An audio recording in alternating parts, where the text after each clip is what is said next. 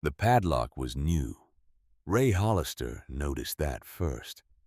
Bright steel against the weathered doorframe, catching the late morning sun like it didn't belong there, like it was proud of itself. His hand reached for the knob out of habit. 43 years of reaching for that same knob, and his body didn't know any other way. But this time his fingers found cold metal where a key used to work, where a lifetime used to fit. He stood there for a moment, 72 years old, 4th degree black belt, and he could not open his own front door. Behind him, cardboard boxes sat stacked on the curb. 13 of them. He had counted. 13 boxes holding everything two people had accumulated over nearly half a century together. Clothes and photographs, and the small wooden clock that had sat on their bedroom dresser since 1987. All of it out there in the open air where anyone walking by could see exactly how much a life weighed when you packed it into cardboard. Not much, it turned out. Evelyn stood beside him. Evie, he had called her for 49 years. She had one hand gripping his arm, the other pressed flat against her chest, like she was holding something in. Her eyes were dry. She was not crying. She was past that. A neighbor watched from across the street. Mrs. Patterson, who had borrowed sugar from Evie, maybe 100 times over the decades, who had waved hello every single morning for years. She stood on her porch with her arms crossed, and she did not come over. She just watched. Nobody came over. The street was quiet except for a car passing somewhere in the distance and a dog barking 3 houses down. The same sounds Ray had heard 1,000 times from inside that building. Now he was hearing them from the outside, standing on a sidewalk that suddenly felt like foreign territory. He turned around slowly, looked at everything they owned sitting in the open air. The boxes. The furniture they couldn't take because there was nowhere to take it to. The life that had fit so neatly into those rooms upstairs, now reduced to a pile of cardboard and tape and whatever the movers had decided was worth keeping. Ray Hollister took a breath, let it out, said one word. Okay. The building had been his whole world for 4 decades. The school occupied the first floor. Concrete floors that he had swept so many times he knew every crack and imperfection by heart. A couple of heavy bags hanging from the ceiling on chains he had installed himself back in 1986. A wall of mirrors that had taken him an entire weekend to put up, and that he had cleaned every single day since. He taught judo and aikido to anyone who walked through the door. That was the deal. That was always the deal. Kids who needed discipline.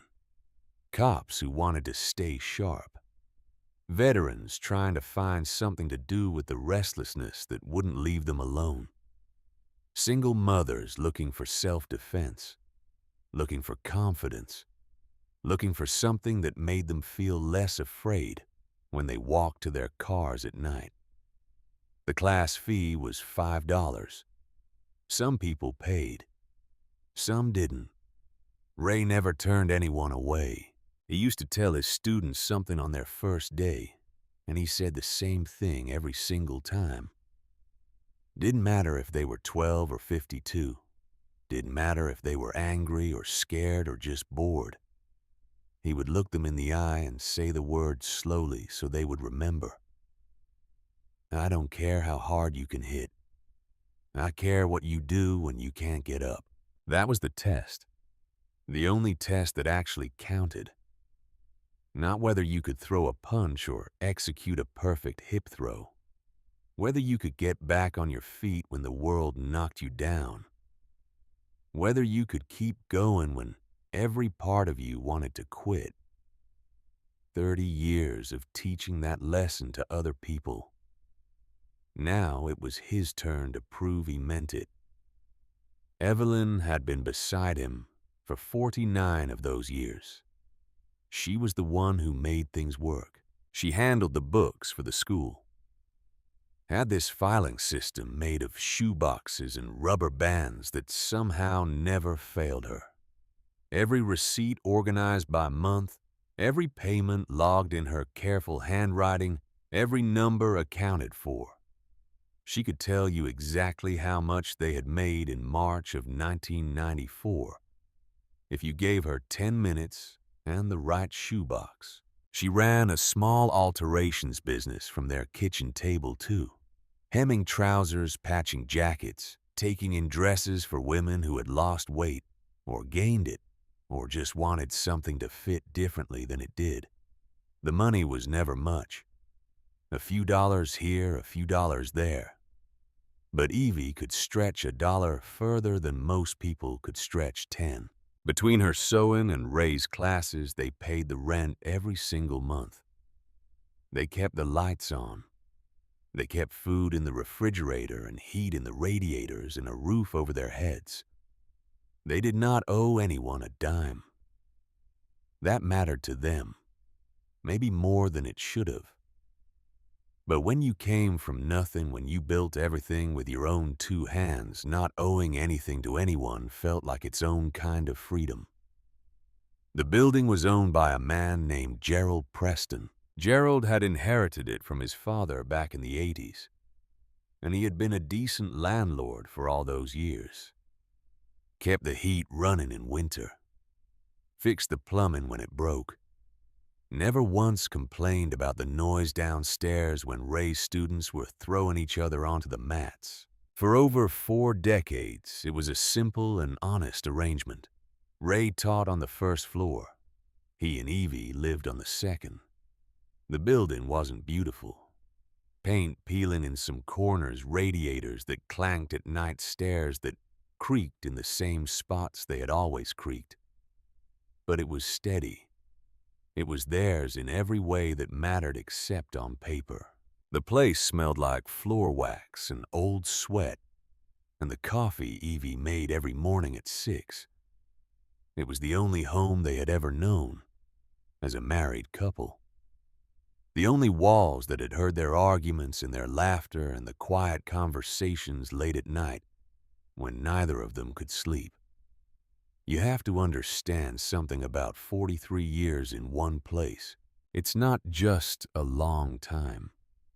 It becomes part of your body. You know which step creaks before you put your weight on it. You know exactly how far to turn the hot water knob to get the temperature right. You know the sound of the building settling at night, and it sounds like breathing, and it means you're safe. Ray and Evie didn't just live there. They had worn grooves into it. Their whole life was pressed into those walls, like fingerprints into clay.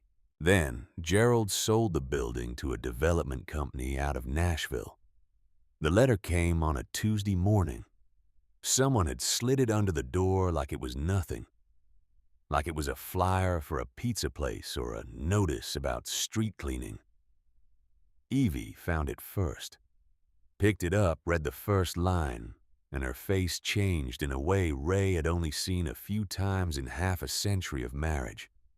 She handed it to him without a word. 60 days to vacate. No discussion, no negotiation, no room for argument or appeal. Just 60 days to leave the only home they had ever known. Ray read it twice. Then he sat down at the kitchen table and set the letter face down next to a cup of coffee. He never finished.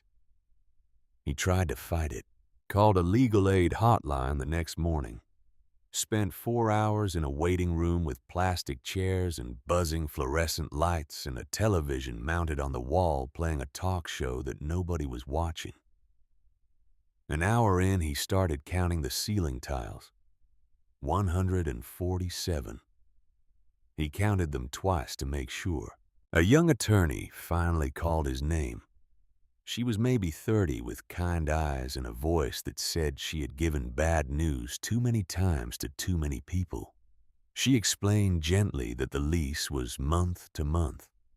that the notice period was met, that the sale was legitimate and the eviction was completely legal. There was nothing to contest. Ray thanked her, shook her hand, walked to the parking lot in the afternoon heat, and sat in his truck for a long time before he turned the key. He just sat there, hands on the steering wheel, looking at nothing, trying to figure out what came next. Evie started packing that same night. She didn't wait for Ray to come up with a plan.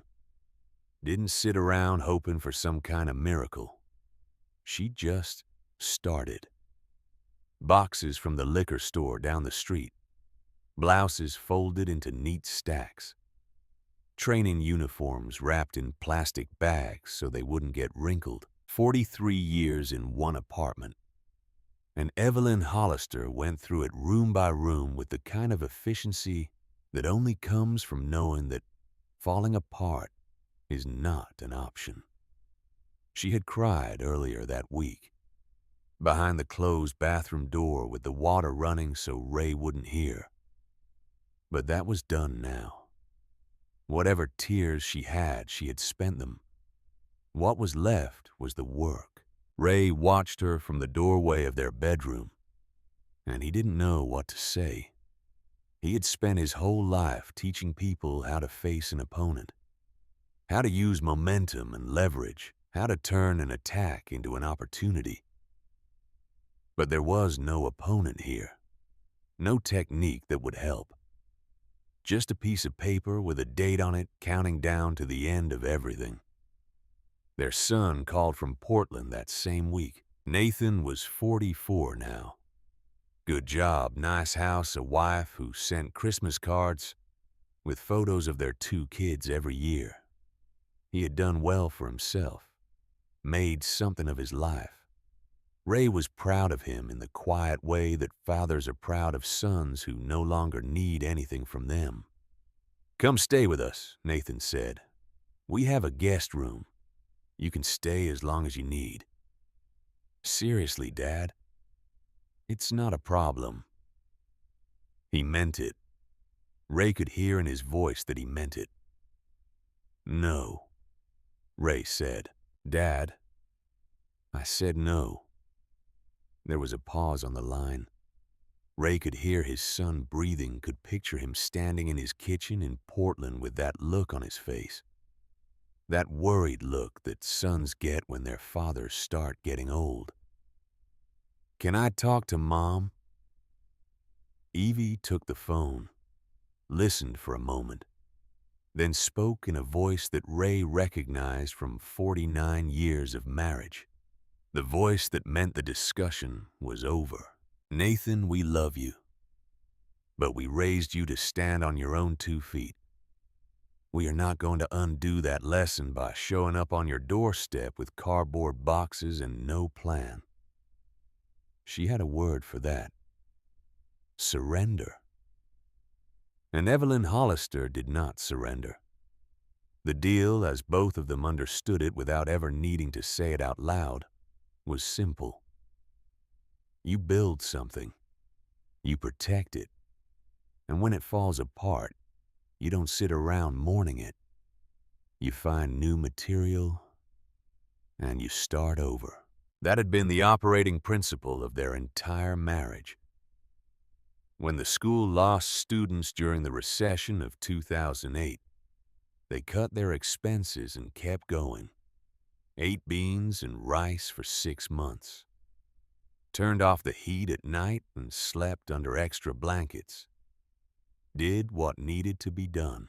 When Evie's sewing machine broke and they couldn't afford a new one, she found a different machine at a yard sale for $12. Took it apart. Used the working parts to fix her own. Had it running by the end of the weekend. They had never once in 49 years asked anyone to carry them. But this was different. Starting over at 72 with arthritic knees and a savings account that wouldn't survive 2 weeks. That is not a motivational poster. That is not something you can fix with positive thinking and hard work. That is a Tuesday morning where you sit on the edge of a motel bed and try to remember how to breathe. The motel was called the Riverside Inn, even though there was no river anywhere in sight.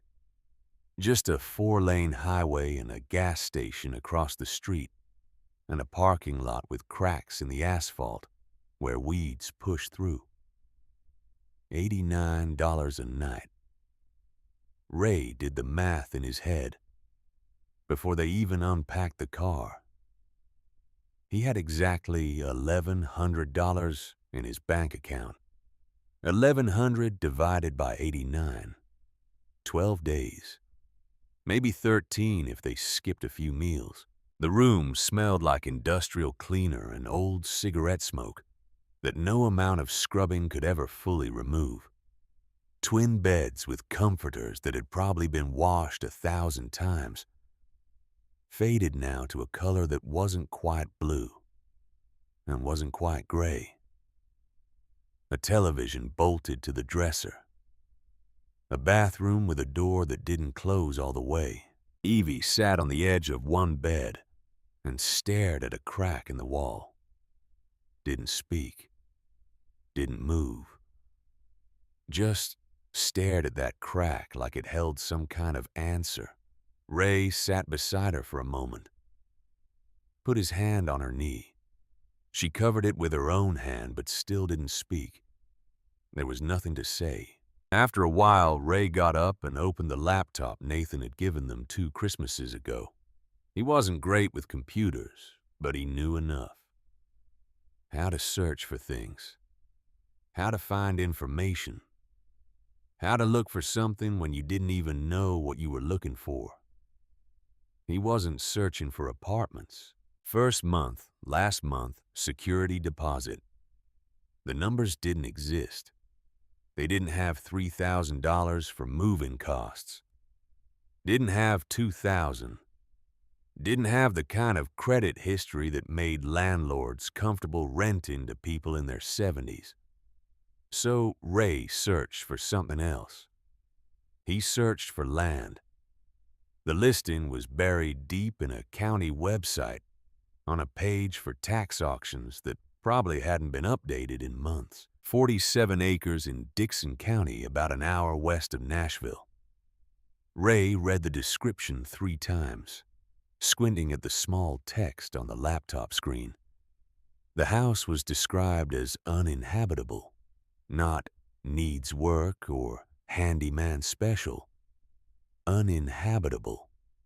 The word stared back at him like a warning. The barn was listed as partially collapsed. The photos showed a structure leaning so far to one side that it looked like it had already decided to fall and just hadn't gotten around to it yet. The last owner had died 8 years earlier, and no one had claimed the property. 8 years of sitting empty. 8 years of Tennessee weather doing whatever it wanted to a house with no one to protect it. Back taxes owed totaled over $14,000. But the opening bid at auction was $3. $3. Ray stared at that number for a long time. Then he turned the laptop toward Evie and read the whole listing out loud. Every word. The uninhabitable house. The collapsed barn. The 47 acres that the entire state of Tennessee seemed to have forgotten about. When he finished, Evie looked at him. It was a look he knew well after 49 years. The look that meant she loved him deeply, and also suspected that he had lost his mind. She was probably right. The auction was in 4 days. The motel was bleeding them dry at $89 a night. The math was simple and brutal. They could keep paying for this room until the money ran out and then they would have nothing. Or they could take a chance on something impossible. "It's an hour west of here," Ray said. Evie didn't respond. "If nobody else bids, we could own 47 acres for $3. Still nothing. I know it sounds crazy. It is crazy, Evie said. First words she had spoken in over an hour. Yes. That house is probably falling down. Probably. We don't know anything about farming. No. Evie was quiet for a moment. Then she looked back at the crack in the wall. The crack that hadn't given her any answers and never would. What are we supposed to do, Ray? Stay here until we can't afford it anymore? Move in with Nathan and pretend we're not a burden? He didn't answer.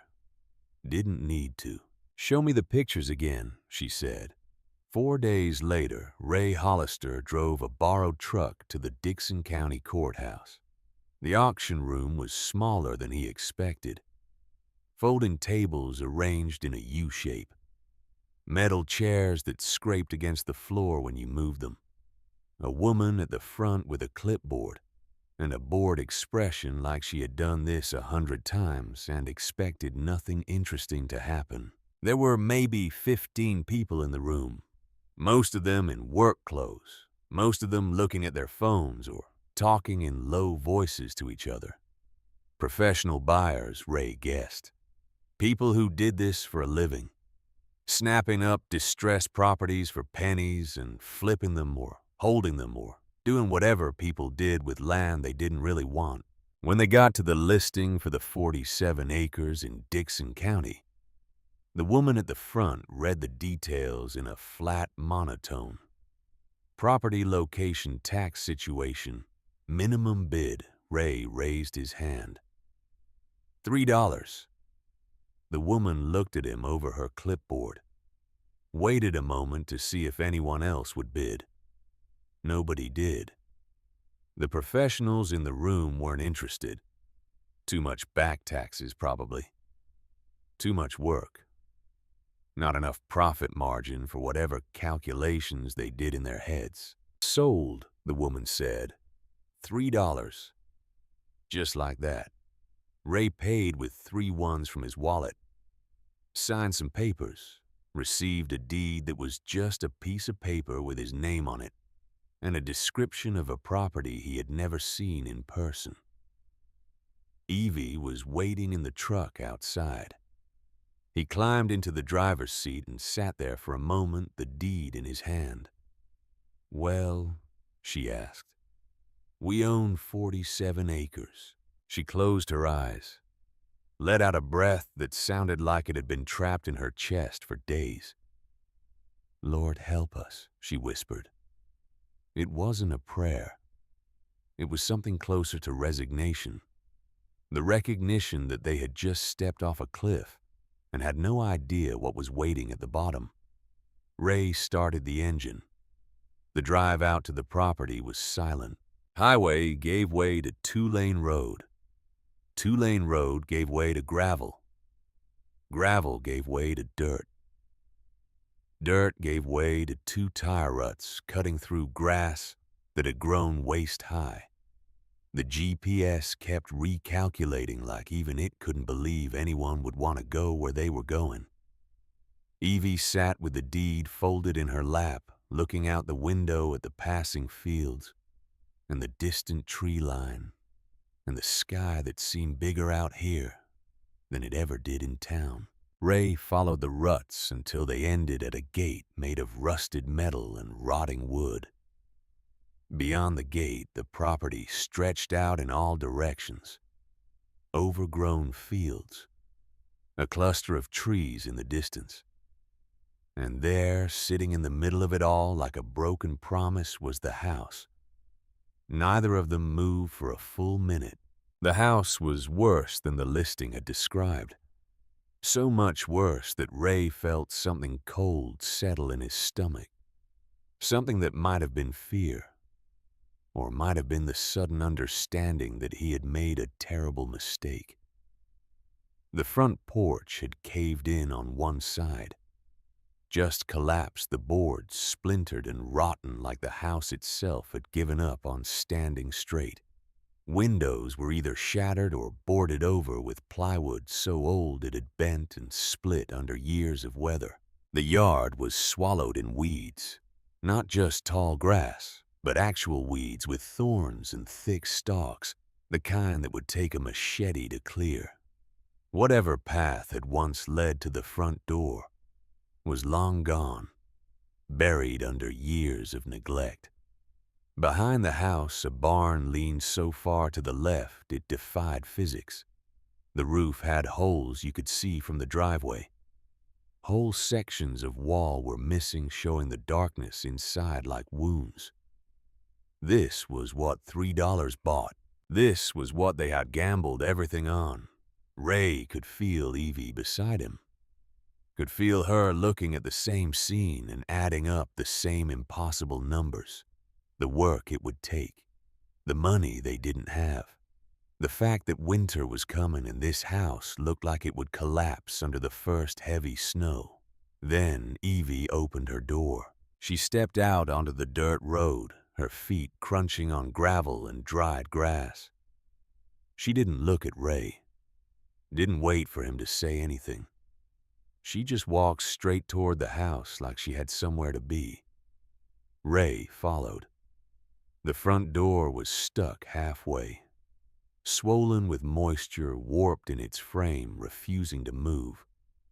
Ray had to put his shoulder into it, lean his full weight against the wood, before it scraped open enough for them to squeeze through. Inside, the air was thick, heavy with mildew and rot and something animal. The smell hit them immediately, a presence as real as the walls themselves. Something had been living here. Maybe still was. There were drop-ins in the hallway, scratching sounds in the walls that might have been imagination and might have been rats. The kitchen ceiling had a hole wide enough to see the sky through. Actual sky. Blue and cloudless and indifferent to the ruin below it. Water stains spread across the remaining plaster like continents on a map, and wallpaper hung in wet strips from every surface. The floors were warped and soft in places, dangerous in others. Ray tested each step before putting his weight down, feeling the wood give beneath his boots in ways that wood should not give. There was animal waste in the hallway, broken glass near the back entrance. A smell that seemed to come from everywhere at once, the smell of years passing without anyone caring. This was not a home. This was a carcass. Evie walked through every room anyway. She touched the walls, ran her fingers across surfaces that were damp and crumbling and decades past repair. She opened closets and found darkness and debris, and the remnants of lives that had been here before. A child's shoe somehow still intact. A metal coat hanger bent out of shape. A calendar from 1987 with a picture of a covered bridge on it. She stood in the doorway of what had once been a bedroom and looked at the stained ceiling and the plaster fallen in chunks and the window that was more hole than glass. Ray watched her from the hallway, waited for her to say something, to cry maybe, to tell him they had made a mistake, that they needed to go back to the motel and figure out something else, anything else. But Evie didn't cry. When she came back to the front room, stepping carefully around the places where the floor sagged, she stopped in front of Ray, looked him straight in the eye. Her face was calm, steady. The same face she had worn through every crisis of their 49 years together. The face that said she had already moved past the shock, past the fear, past the impossibility of it all, and arrived at the only thing that mattered. "We're going to need a broom," she said. That night they slept in the truck. Not because they wanted to, because the house was not safe to enter after dark. Holes in the floor you couldn't see, stairs that might collapse, animals that came out when the sun went down. and made sounds in the walls that neither of them wanted to investigate. Evie folded a blanket against the passenger window and leaned into it, her head resting on fabric that smelled like the motel and the boxes they had packed and the life they had left behind. Ray reclined the driver's seat as far as it would go, which was not far. His knees pressed against the steering wheel. His back found angles that would hurt in the morning. Neither of them complained. Outside, the Tennessee night pressed against the windows. No streetlights out here. No sound of traffic or neighbors or the city settling into sleep. Just darkness and stars and the kind of silence that made you aware of your own heartbeat. Ray lay there listening to Evie breathe, waiting for sleep that wouldn't come, thinking about the house they had just bought for $3, the house that was more ruin than shelter, the house that would take everything they had left and probably still not be enough. He thought about the students he had taught over 30 years, the lessons he had given, the words he had said so many times they were worn smooth like river stones. I don't care how hard you can hit. I care what you do when you can't get up. He had meant those words every time he said them, believed them down to his bones, believed that getting back up was the only thing that separated the people who made it from the people who didn't. But lying there in that truck, 72 years old, with everything he owned in cardboard boxes and his entire future dependent on a collapsing house in the middle of nowhere, Ray Hollister wondered if he had been lying all along, if maybe some falls were too far, some holes too deep, some moments when the only honest thing to do was admit that you couldn't get up. He closed his eyes. In the morning there would be work to do, impossible work, work that would break his body and test his spirit and probably fail anyway. But that was morning. For now, there was just the darkness and the silence and Evie breathing beside him in the house waiting outside like a challenge he wasn't sure he could meet. Ray Hollister fell asleep sometime after midnight. His last thought before unconsciousness took him was a simple one. Okay, he thought. Okay. It was the same word he had said on the sidewalk in Clarksville, standing in front of a locked door with his life in boxes. It didn't mean he accepted what had happened. It meant he was still in the fight. The sun came up over Dixon County like it had every morning for 1,000,000 years, indifferent to the two people waking up in a truck parked beside a ruined house. Ray's back screamed at him when he tried to sit up. His neck had locked at some angle during the night and now refused to turn properly. His knees felt like someone had filled them with gravel. This was 72. This was what your body did when you asked it to sleep in a truck. But he was awake. He was upright. That counted for something. Evie was already stirring beside him, pushing herself up from the passenger seat with the slow, careful movements of someone whose body hurt in ways sleep couldn't fix. "Morning," Ray said. "Is it?" Evie looked out the windshield at the house, at the porch that had caved in at the windows that gaped like empty eye sockets. "Feels more like a punishment." But she was smiling, just barely. The kind of smile that said she knew exactly how bad things were and had decided to keep going anyway. They got out of the truck together. The morning air was cool but not cold. October in Tennessee, that time of year when the days could still be warm. But the nights warned of what was coming. A few more weeks, maybe a month, and the real cold would set in. The kind of cold that killed if you didn't have walls and a roof and heat. They had none of those things yet. Ray walked toward the house, his boots crunching on dry grass. In the morning light, the damage looked even worse than it had the day before. He could see now that the roof was missing shingles in at least a dozen places, that the chimney was crumbling at the top, that the foundation on the east side had shifted, causing the whole structure to lean almost imperceptibly. Almost. But he could also see the bones of the place, the framing that had held for over a century, the stone foundation that, despite the shifting, was still fundamentally solid, the layout that made sense, rooms flowing into each other in a way that would work if the walls weren't falling apart. This house had been built to last. It had just been forgotten, left to die by people who didn't care, passed over by systems that didn't notice, abandoned, until it became exactly what the listing said: uninhabitable, but not unsavable. Maybe.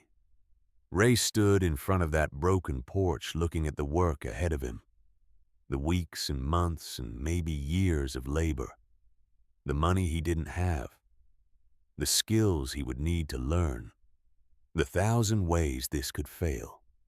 Behind him, he heard Evie's footsteps. She came to stand beside him, her shoulder almost touching his.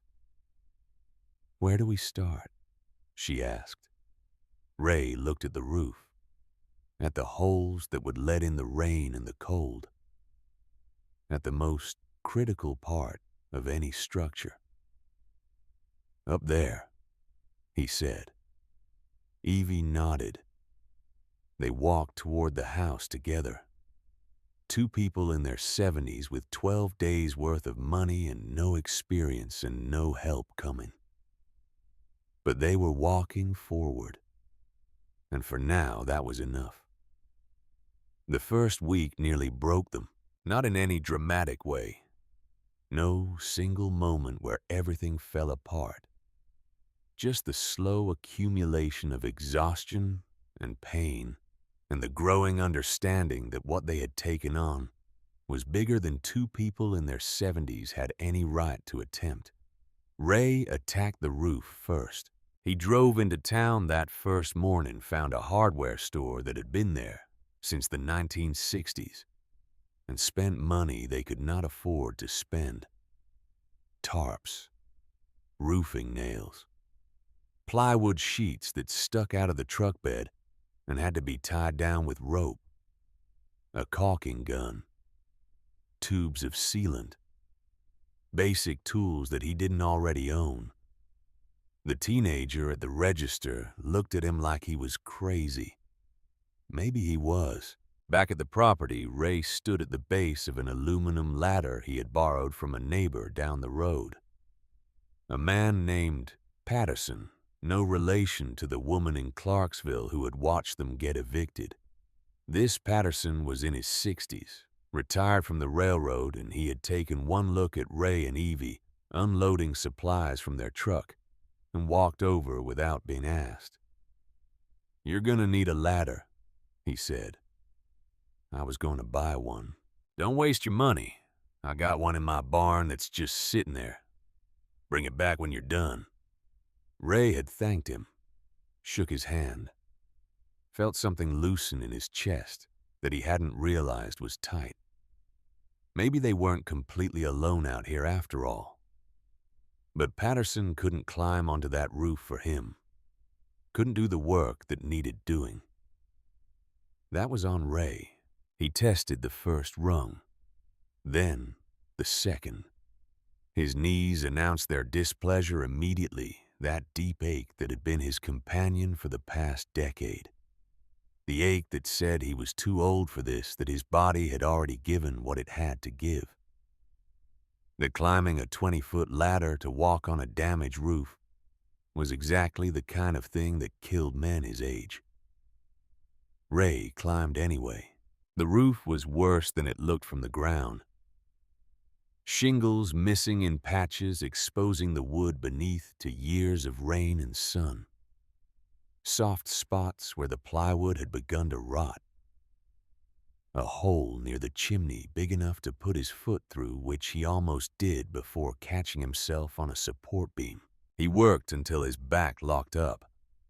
Then he sat on the ridge of the roof legs, straddling either side, and waited for his muscles to release. Looked out at the 47 acres spreading away from him in every direction.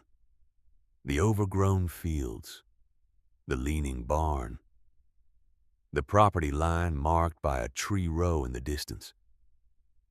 All of this was his now, his and Evie's. If he didn't fall off this roof and die first. Evie worked the ground, not with any machine. They didn't have a machine, didn't have money to rent one.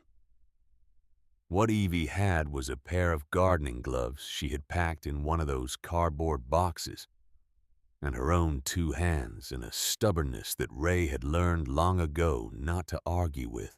She started in what had once been a garden. You could still see the shape of it if you looked carefully. Raised beds buried under years of weeds. The remnants of a fence that had probably kept rabbits out once upon a time. A clearing in the layout of the property that said someone had grown things here, had planned and planted and harvested. Evie intended to do the same. She knelt in the dirt and began pulling weeds, one at a time, handful after handful. The roots came up reluctantly, clinging to the soil like they had every right to be there, which they did. 8 years of growth didn't surrender easily. By the end of the first day, her gloves had worn through at the fingertips. She wrapped her palms with rags from an old shirt and kept pulling. By the end of the first week, she had cleared a space about 20 feet square. Not much. A fraction of what the garden had once been. But it was cleared ground. It was a start. At night, her hands cramped so badly she couldn't make a fist. Ray would sit beside her on the truck's tailgate and work his thumbs into her palms, trying to loosen the muscles, trying to ease the pain. Neither of them talked much during these moments. There wasn't much to say. They slept in the truck for 9 nights. 9 nights of contorting their bodies into positions that human beings were not designed to sleep in. 9 mornings of waking up with new pains in new places. Their joints stiff and their muscles screaming. Ray's lower back locked up twice that first week. Both times in the middle of work, his body simply refusing to cooperate. He would be carrying a sheet of plywood or bending to pick up a tool, and suddenly the muscles along his spine would seize like they had been turned to concrete. The first time it happened, he stood frozen in the middle of the yard. For 10 minutes, breathing slowly, waiting for the spasm to pass. Evie watched from the garden but didn't come over. She knew there was nothing she could do. Knew he needed to work through it himself. The second time he was on the roof. That was worse. Much worse. Being unable to move 30 feet in the air, gripping a support beam while his back screamed at him to get down, to stop, to admit that he was too old for this and go find somewhere to lie down. He waited it out. 20 minutes of standing perfectly still. His hands white-knuckled on the beam, his breath coming in careful, measured doses. When the spasm finally released, Ray finished what he had been doing. Then he climbed down the ladder, slowly sat in the shade of the truck, and drank water until his hands stopped shaking. Evie brought him a sandwich she had made from bread and cheese and lettuce they were keeping in a cooler with ice from the gas station. "We can stop," she said. "No, we can't." "Ray, we stop, we die. That's the math. Either we fix this house before winter or we freeze to death in that truck." Evie didn't argue. She knew he was right. She also knew he was killing himself. They both were. but there was no alternative. The second week, Ray fell. He was on the east side of the roof, the side that faced the barn, replacing a section of plywood that had rotted through completely. The nails were old and stubborn, and he was prying them out with the claw end of his hammer when his foot found a soft spot he hadn't noticed. The wood gave way. For one terrible moment, Ray felt himself falling. The sky tilted. The roof rushed up to meet him. He grabbed for something, anything, and his hand caught the edge of a support beam.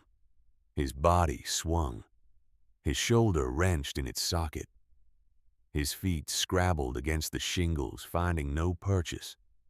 Then his other hand found the beam, and he was holding on with everything he had, his body hanging over the edge of the roof, his boots dangling 30 feet above the ground. Evie was in the garden. She looked up and saw him hanging there, and for one frozen moment, neither of them moved. Neither of them breathed. Then Ray pulled himself up. It took everything he had, every ounce of strength in his arms and shoulders and back. Muscles he hadn't used in years screaming at him to let go, to give up, to accept that gravity always won in the end. But Ray Hollister had spent 50 years teaching people how to fall, how to take an impact, how to get back up when the world knocked you down. He got back up. He pulled himself onto the roof, lay there gasping on the hot shingles, his heart pounding so hard he could feel it in his throat. When he finally sat up, he noticed the blood. The beam had torn his forearm open, a gash about 4 inches long, deep enough that he could see pink tissue beneath the skin, blood running down his arm and dripping onto the roof. Evie was already at the base of the ladder, her face white. "I'm okay," Ray called down. "You're bleeding." "I know." He climbed down carefully, one rung at a time, his injured arm pressed against his chest. At the bottom, Evie was waiting with a water bottle and a first aid kit from the truck. The cut needed stitches. They both knew it. A hospital visit, probably some antibiotics, definitely a tetanus shot. They also both knew they couldn't afford any of that. Evie cleaned the wound with bottled water and hydrogen peroxide. Ray sat on the tailgate and watched her work. His jaw clenched against the burn of the peroxide. She dried the wound, applied antibiotic ointment from a tube that was probably past its expiration date, and closed the edges together with butterfly bandages. Then she wrapped the whole thing in gauze and medical tape. "You should rest," she said. Ray stood up, flexed his fingers. The arm hurt, but it worked. "I'll rest when the roof is done." He climbed back up the ladder that same afternoon. There were nights during those first weeks when Ray came close to quitting. Not out loud, never out loud, but in the dark hours after Evie had fallen asleep, when the silence of the Tennessee countryside pressed against the truck windows like a living thing, Ray would sit in the driver's seat and stare at nothing and feel the full weight of what they had taken on. 47 acres of neglect. A house that wanted to fall down. No help coming. No safety net underneath them. And winter getting closer every day, the nights growing longer, the air getting colder. The deadline they couldn't ignore counting down with every sunrise. He would look at Evie sleeping beside him, her face peaceful, in a way it never was during the day, and he would wonder if he had made a mistake that was gonna kill them both. They weren't young anymore. Their bodies were breaking down. The money was almost gone. And the work ahead was still so enormous that some nights it felt like trying to empty the ocean with a teaspoon. 2 or 3 times Ray sat in that truck after midnight and asked himself if this was the fall he couldn't get up from. The moment where the only honest thing to do was admit defeat. But then, the morning would come, and Evie would be awake before him, already dressed, already out of the truck, already in the garden with her hands in the dirt. Ray would watch her through the windshield for a moment, watch her working, watch her refusing to quit. Then he would stretch his back, lace his boots, and go back to work. Because that was the deal. That had always been the deal. You didn't stop until you literally couldn't move anymore. And Ray could still move. Slowly, painfully, stubbornly, things began to change. The porch was the first visible progress. Ray rebuilt it with lumber he pulled from a collapsed outbuilding at the edge of the property. An old shed that had given up its fight against gravity sometime in the past decade. Now nothing but a pile of wood and rusted nails. But some of that wood was still good. Weathered but solid. The kind of dense, old-growth lumber they didn't make anymore. He carried the usable pieces back to the house one at a time. Cut them to length with a handsaw, because he couldn't afford a power saw. Hammered them into place with nails he had bought in bulk, the cheapest ones the hardware store had. The new porch wasn't pretty. The boards didn't quite match. The railings were rough where they should have been smooth. But it was solid. You could stand on it without wondering if it would collapse beneath you. You could sit on the steps and look out at the property and feel like maybe, just maybe, this place was becoming something. The windows came next. Ray found them at a salvage yard 2 towns over. Mismatched sizes, mismatched styles. Some of them from houses that had been built 100 years ago. He loaded them into the truck and drove back slowly, praying they wouldn't break on the rough roads. Installing them was harder than he expected. Each window was a puzzle, the frames never quite fitting the openings in the old walls. He shimmed and caulked and cursed under his breath, cutting himself on old glass, banging his knuckles against wood, spending hours on jobs that should have taken minutes. But one by one, the windows went in. One by one, the gaping holes in the walls became openings that could be closed against the weather. By the end of the first month, the house had running water. Not hot water, just water. Cold and rusty for the first few minutes, coming out of pipes that hadn't been used in nearly a decade. But it was water flowing from a tap inside a house they owned. Ray had spent 3 days under the house, crawling in the cramped space between the floor joists and the ground. Spiders everywhere. The smell of damp earth and rot. His flashlight flickering because the batteries were dying and he couldn't afford new ones. He found the main shut-off valve and discovered it had been closed for years. Found the water heater and discovered it was rusted through. Useless, a problem for another day. Found the pipes and discovered that most of them were still intact. The copper green with age, but not leaking. He opened the valve, went upstairs, turned on the kitchen faucet. For a long moment, nothing happened. Then a groan from deep in the walls. A shuddering in the pipes. A sound like something waking up after a long sleep. And water came out. Brown at first, then orange, then slowly, gradually clear. Evie was standing beside him. When the water ran clear, she put her hands under the stream and laughed. Actually laughed for the first time since they had left Clarksville. "We have water," she said. "We have water," Ray agreed. It was such a small thing.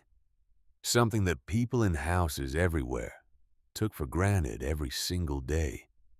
But standing in that kitchen with water running from the tap, Ray felt like they had just climbed Everest. The second month brought electricity. This was harder than the water, more dangerous. Ray had no training as an electrician, and getting it wrong could mean fire or electrocution or both. But the alternative was kerosene lamps and candles, which were their own fire hazards. And without electricity, they couldn't have a refrigerator or a working stove or lights to see by after dark. Ray bought a book from the hardware store. Basic Home Wiring. Read it cover to cover twice. Made notes in the margins. Drew diagrams on scrap paper until he understood, at least in theory, how electricity moved through a house. Then he turned off the main breaker and started working. The existing wiring was ancient. Cloth-covered cables that had probably been installed before World War II. He replaced what he could afford to replace section by section. The kitchen first, because that was where they needed power most. Then the bedroom. Then the bathroom. It wasn't up to code. He knew that. The work was amateur, the connections sometimes held together with electrical tape and prayers. A real inspector would have failed the whole system in 5 minutes. But when Ray finally turned the main breaker back on and flipped the switch in the kitchen, the light came on. A bare bulb in a ceiling fixture that had probably been there since the 1970s. Nothing fancy, nothing beautiful. But it was light, electric light, in their house. The refrigerator hummed to life in the corner. A second-hand unit from a yard sale, $30 and worth every penny. The small space heater they had bought for the bedroom began to glow orange. Evie stood in the doorway and looked at the light. "Well," she said, "I guess we live here now." That night, for the first time in weeks, Evie cooked a meal on a working stove. Nothing complicated. Eggs and toast and some vegetables from a can. But she cooked it on an actual stove in an actual kitchen, in a house with walls and windows and running water and electricity. They ate at a table Ray had built from salvage lumber, sitting on chairs he had found in the barn, dusty and wobbly but functional. A single light bulb hanging above them, casting everything in a warm yellow glow. Outside the window, Evie's garden was beginning to take shape. The tomato plants she had started from seeds were coming up tiny green shoots, pushing through the soil. Bean vines were beginning to wind their way up the poles she had made from tree branches. Row after row of vegetables, each one planted by hand, each one representing hours of work on her knees in the dirt. They were exhausted. Their bodies hurt in ways that sleep couldn't fix. Ray's arm still ached where he had cut it. A reminder every time he moved of how close he had come to a much worse outcome. But they were here. They were alive. The house was standing and Evie's tomatoes were coming in. After dinner, they sat on the porch Ray had built. The porch that had been a pile of rotten wood when they arrived, and was now a solid structure where two people could sit and watch the sun go down. The late afternoon light came through the trees and landed on the garden. Golden light, the kind that only happened for a few minutes each day. The tomato plants cast long shadows across the cleared soil. The bean vines seemed to glow. For one quiet moment, sitting on that porch with the sun going down and the garden stretching out in front of them, it felt like maybe things were finally gonna be all right. Then the phone rang. It was Wednesday of their 9th week on the property when the inspectors showed up. 2 men in a white truck with county logos on the doors. They pulled up to the gate like they owned the place, climbed out with clipboards in hand, and started walking the property line before Ray even had a chance to ask who they were. He met them near the barn. "Can I help you, gentlemen?" The taller one, gray hair and a sunburned face, looked at his clipboard before looking at Ray. "Raymond Hollister. That's me." "I'm Davis. This is Martinez. We're from the county building department. We're here to conduct an inspection of the property." Ray felt something cold settle in his stomach. Inspection for what? Davis flipped a page on his clipboard. "This house was flagged for demolition 3 years ago. Orders still active.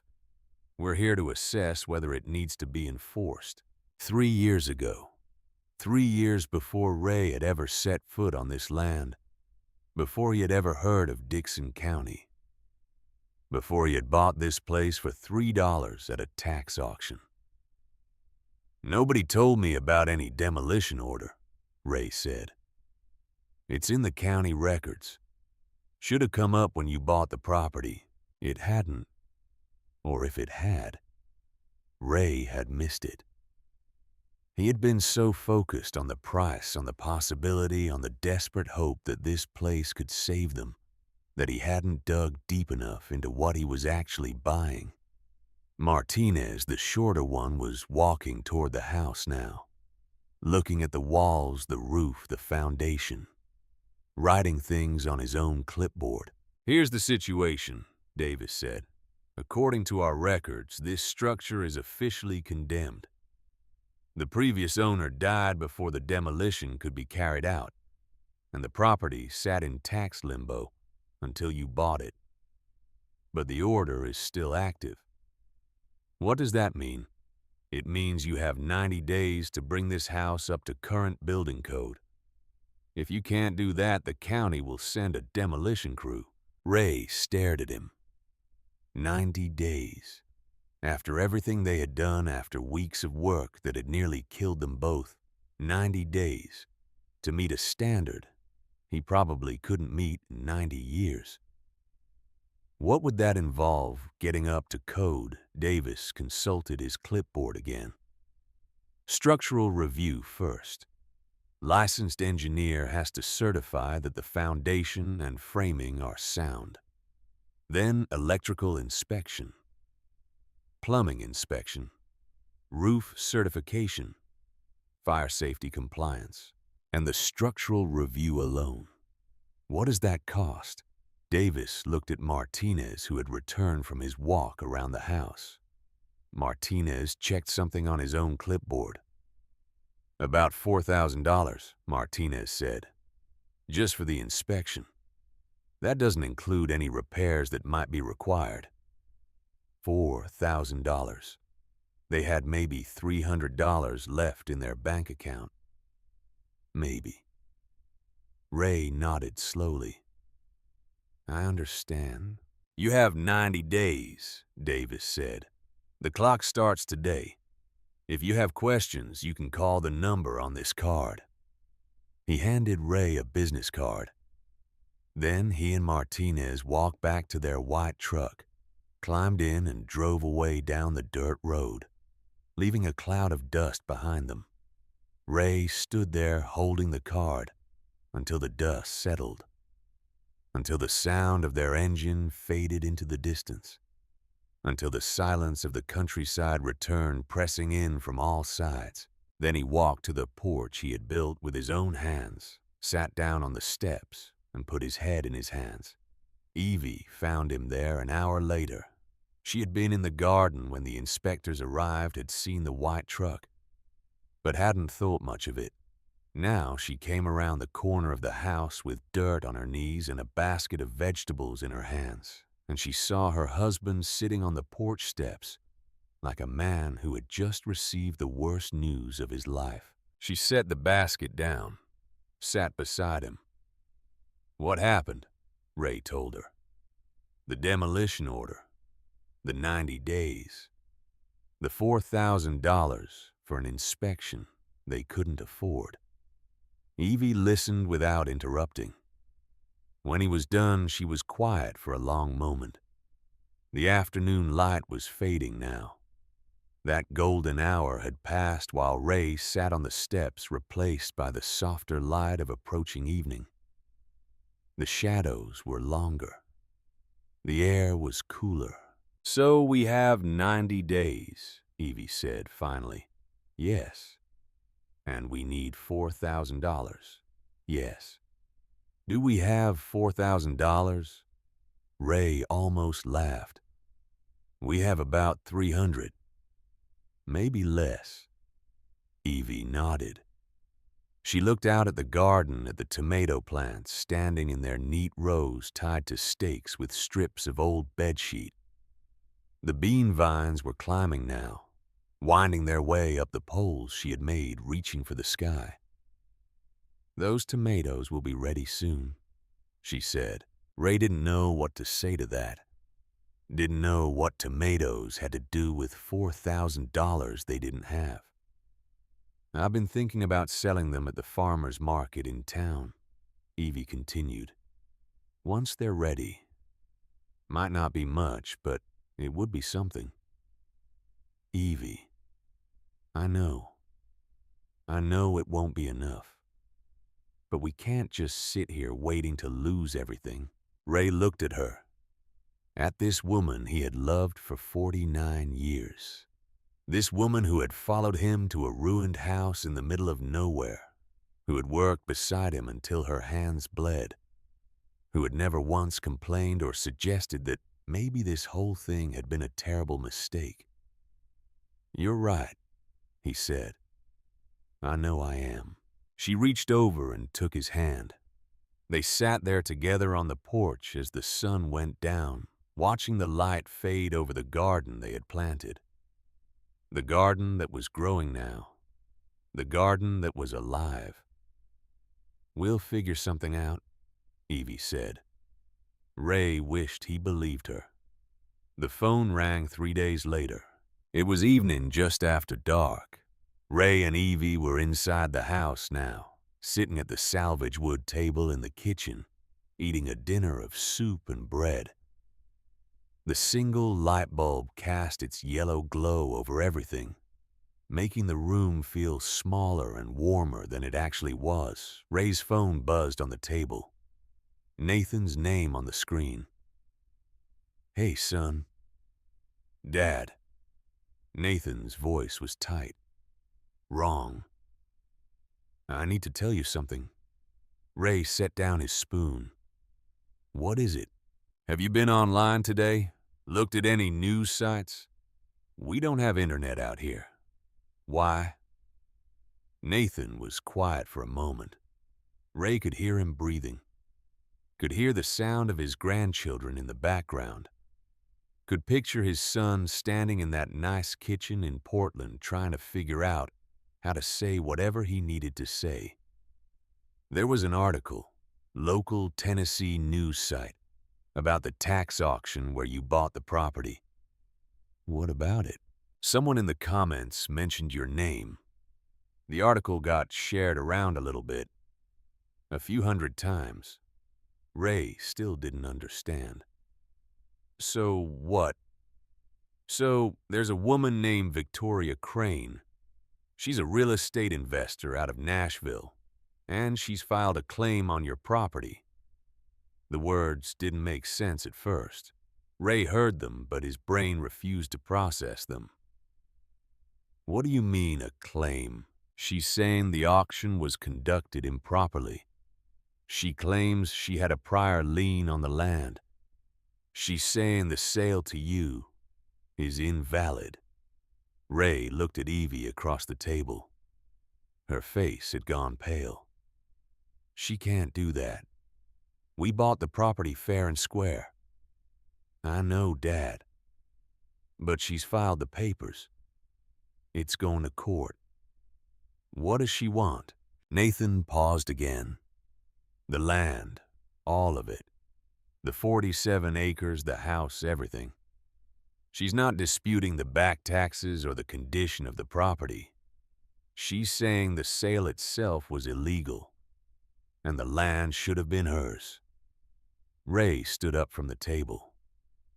He needed to move, needed to do something with the energy suddenly flooding through his body, energy that felt like fear and anger and despair all twisted together. This can't be right. We've been here for 2 months. We've put everything into this place. I know. I'm sorry, Dad. I just thought you should know. After Nathan hung up, Ray stood in the middle of the kitchen holding the phone, not moving, not speaking. Evie watched him from the table. "Tell me," she said. So he told her. Victoria Crane, the claim on their property, the lawsuit that was coming. When he finished, Evie closed her eyes. Her hands were flat on the table, the same hands that had cleared the garden, that had pulled weeds until they bled, that had worked every single day since they had arrived here.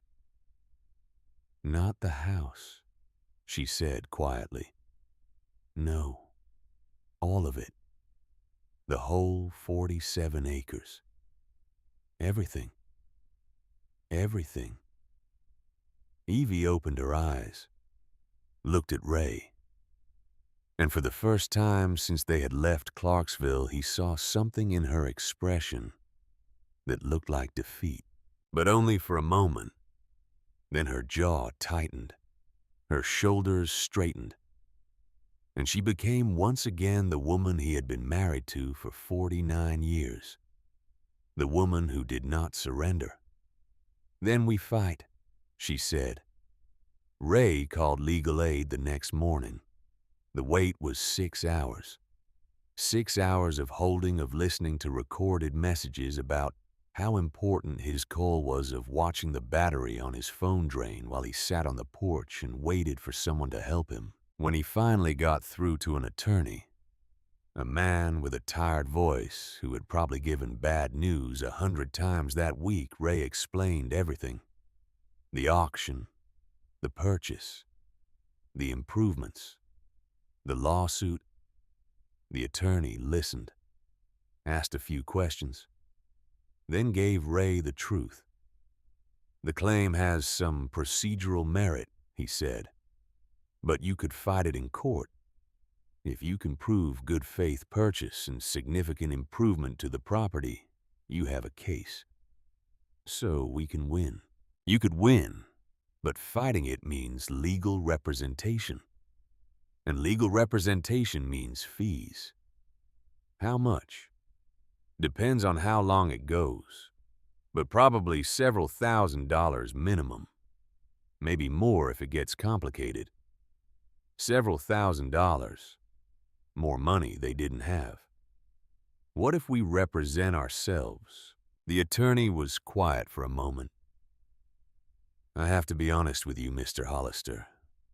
Without a lawyer, your odds aren't good. Victoria Crane has resources. She's done this before. She buys distressed properties through legal challenges the way other people buy groceries. It's a business model for her. You'd be going up against someone who knows exactly how this game is played." Ray thanked him, hung up, sat on the porch for a long time watching the sun move across the sky. That night, Ray couldn't sleep. He lay in the bedroom they had finally made habitable on a mattress that still smelled like someone else's life, and he stared at the ceiling he had repaired with his own hands. Evie was asleep beside him, exhausted from another day of work in the garden, from the stress of everything they had just learned. Her breathing was slow and even, the breath of someone who had surrendered to unconsciousness. But Ray couldn't surrender. His mind kept running through the same calculations, the same impossible math. The demolition order, 90 days, $4,000 for an inspection. The lawsuit, legal fees they couldn't afford. An opponent with resources and experience and no reason to care about two old people who had poured their lives into a piece of land. He thought about everything they had done in the past 2 months, every nail he had hammered, every shingle he had replaced, every hour of work that had left his body broken and his hands bleeding. He thought about Evie's garden, the tomato plants she had grown from seeds, the bean vines climbing toward the sky. All of it, all of that work, all of that hope about to be taken away by a woman who had never touched the soil, never pulled a single weed, never spent a night sleeping in a truck. Because the house was too dangerous, Ray got out of bed quietly, walked to the kitchen, sat at the table he had built from salvage lumber. He found a notebook that Evie used for her grocery lists, found a pen, and he started writing. Every dollar they had spent since arriving here, every receipt from every hardware store run, every hour of labor day by day, week by week. He wrote until his hand cramped. Then he switched to his other hand and kept writing. When he finished, he found Evie's camera. An old digital camera she had brought from Clarksville, one of the few things they had thought to pack. And he started taking photographs. The porch, before and after. The windows, the roof. The kitchen ceiling he had patched. The bathroom where he had fixed the plumbing. The garden with its rows of vegetables growing stronger every day.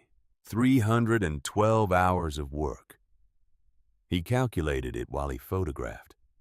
Added up every day they had been here, every hour they had spent working. 312 hours of labor by two people in their 70s. That was worth something. That had to be worth something. The next morning, Ray got in the truck and drove to town.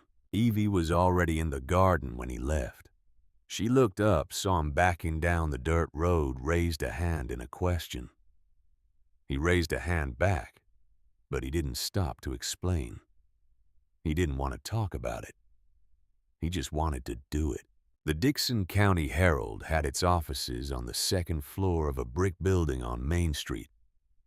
A small newspaper, the kind that covered high school sports and city council meetings and church bake sales. The kind of paper that had been dying slowly for decades, as the internet ate away at everything local journalism used to be. Ray climbed the stairs and found a reception desk with no one behind it. Waited.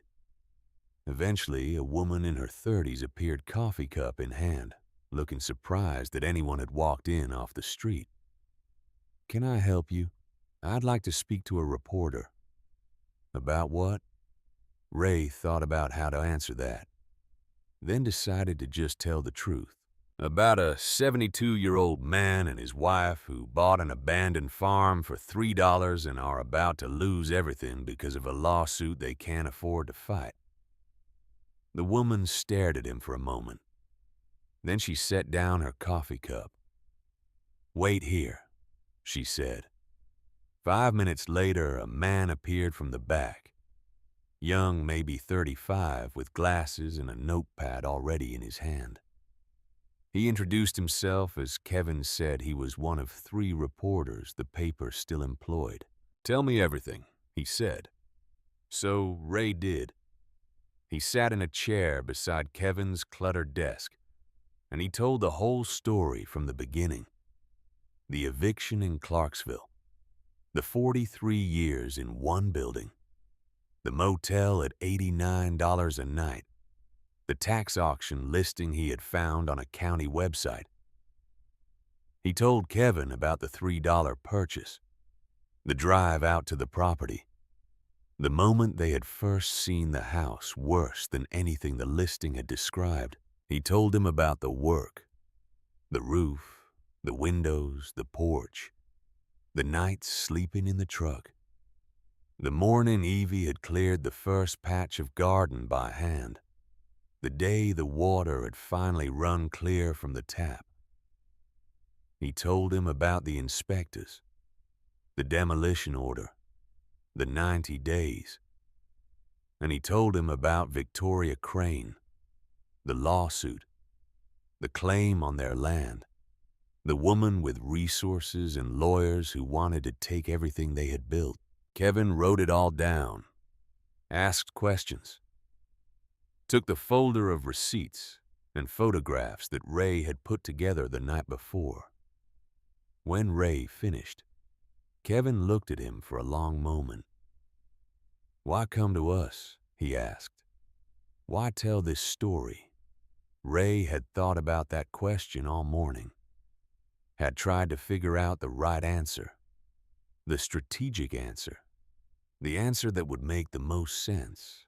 But in the end, he just said what was true. "I'm 72 years old.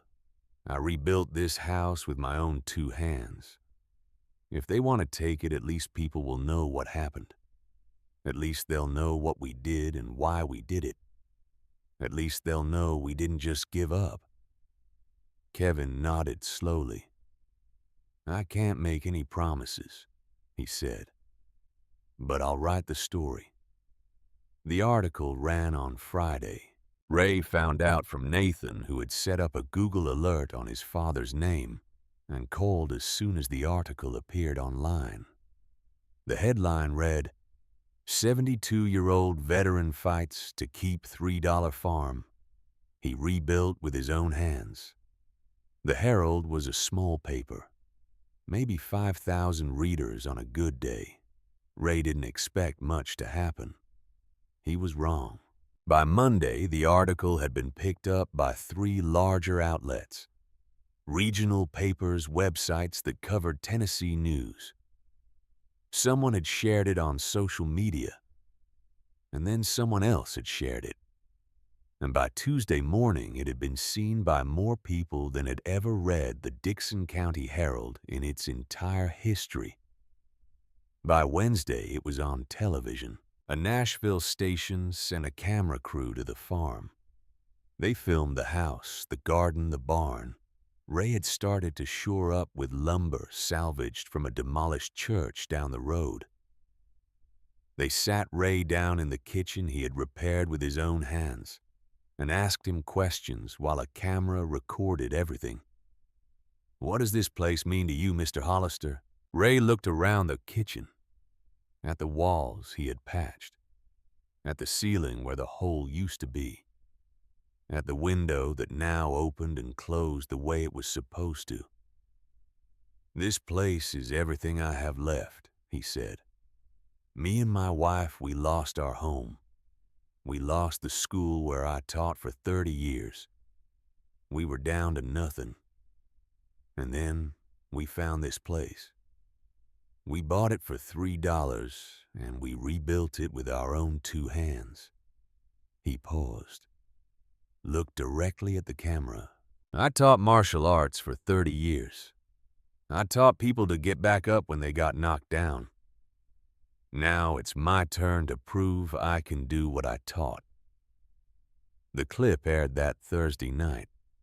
By Friday, the story had gone national. Evie was in the garden when Ray found her that Friday afternoon. She was on her knees between the tomato rows, tying vines to their stakes with strips of cloth. The tomatoes were coming in heavy now, clusters of red and green and orange, weighing down the branches.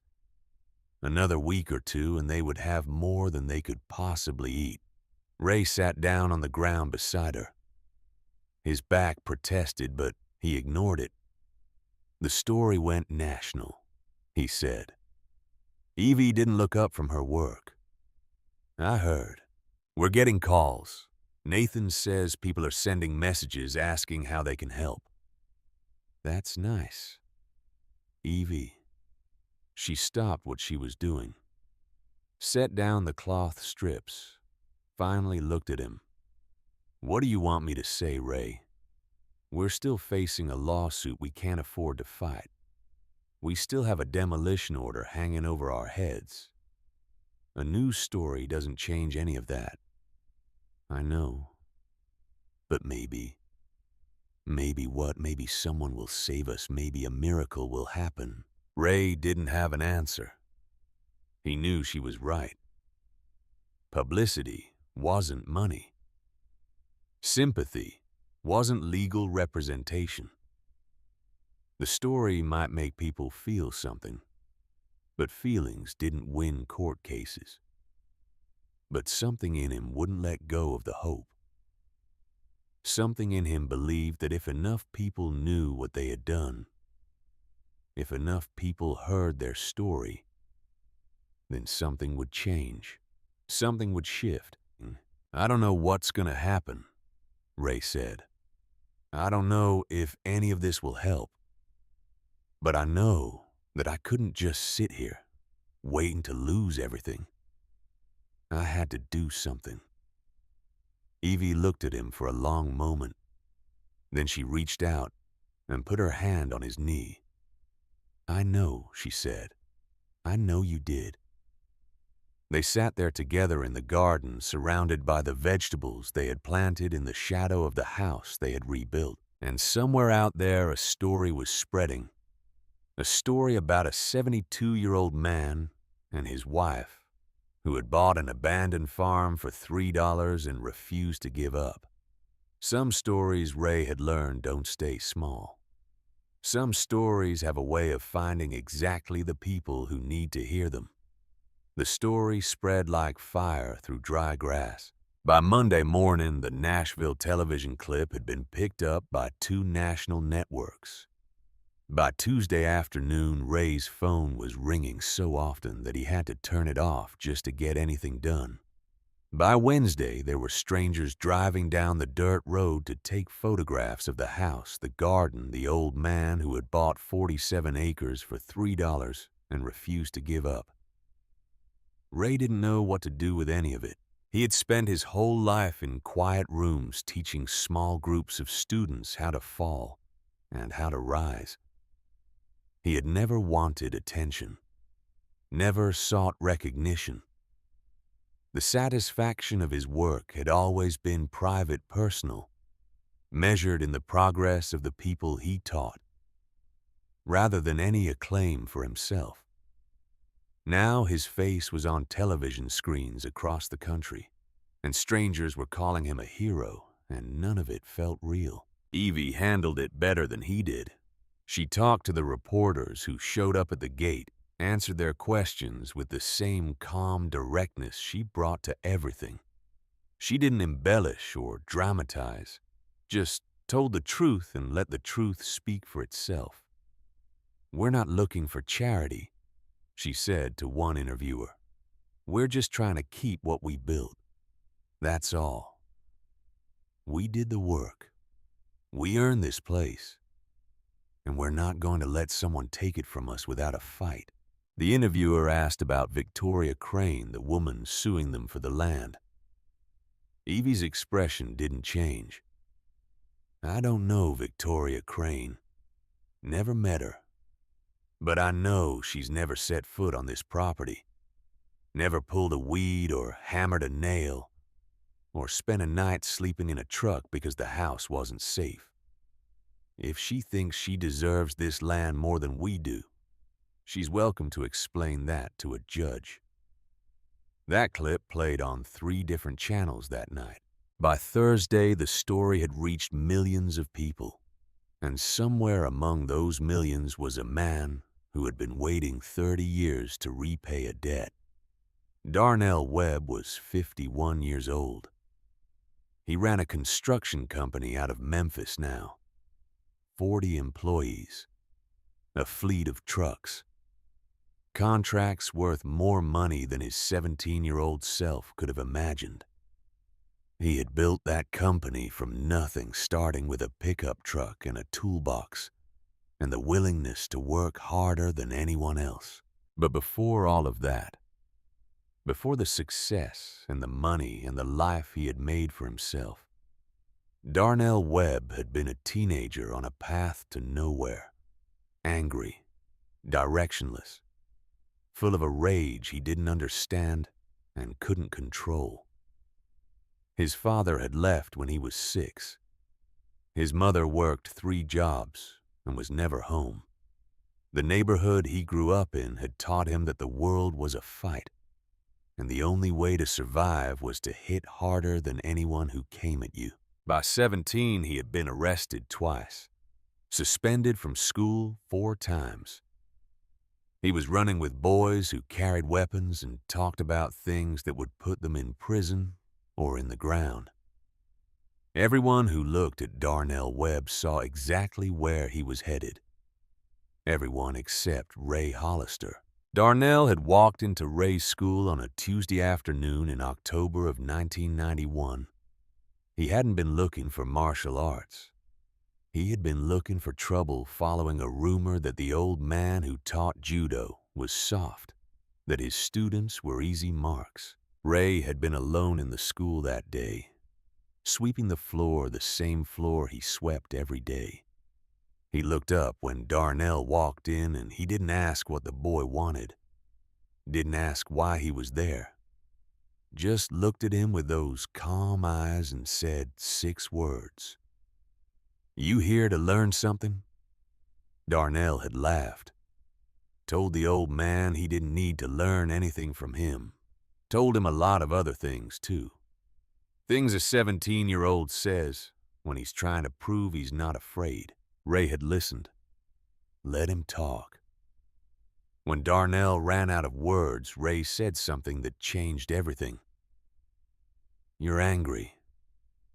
I can see that. But anger's not strength. It's just noise. You want to be strong, really strong, then learn to be still when everything inside you wants to swing."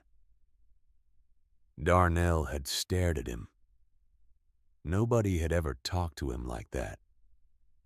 Nobody had ever looked at his anger and seen something other than a problem to be eliminated.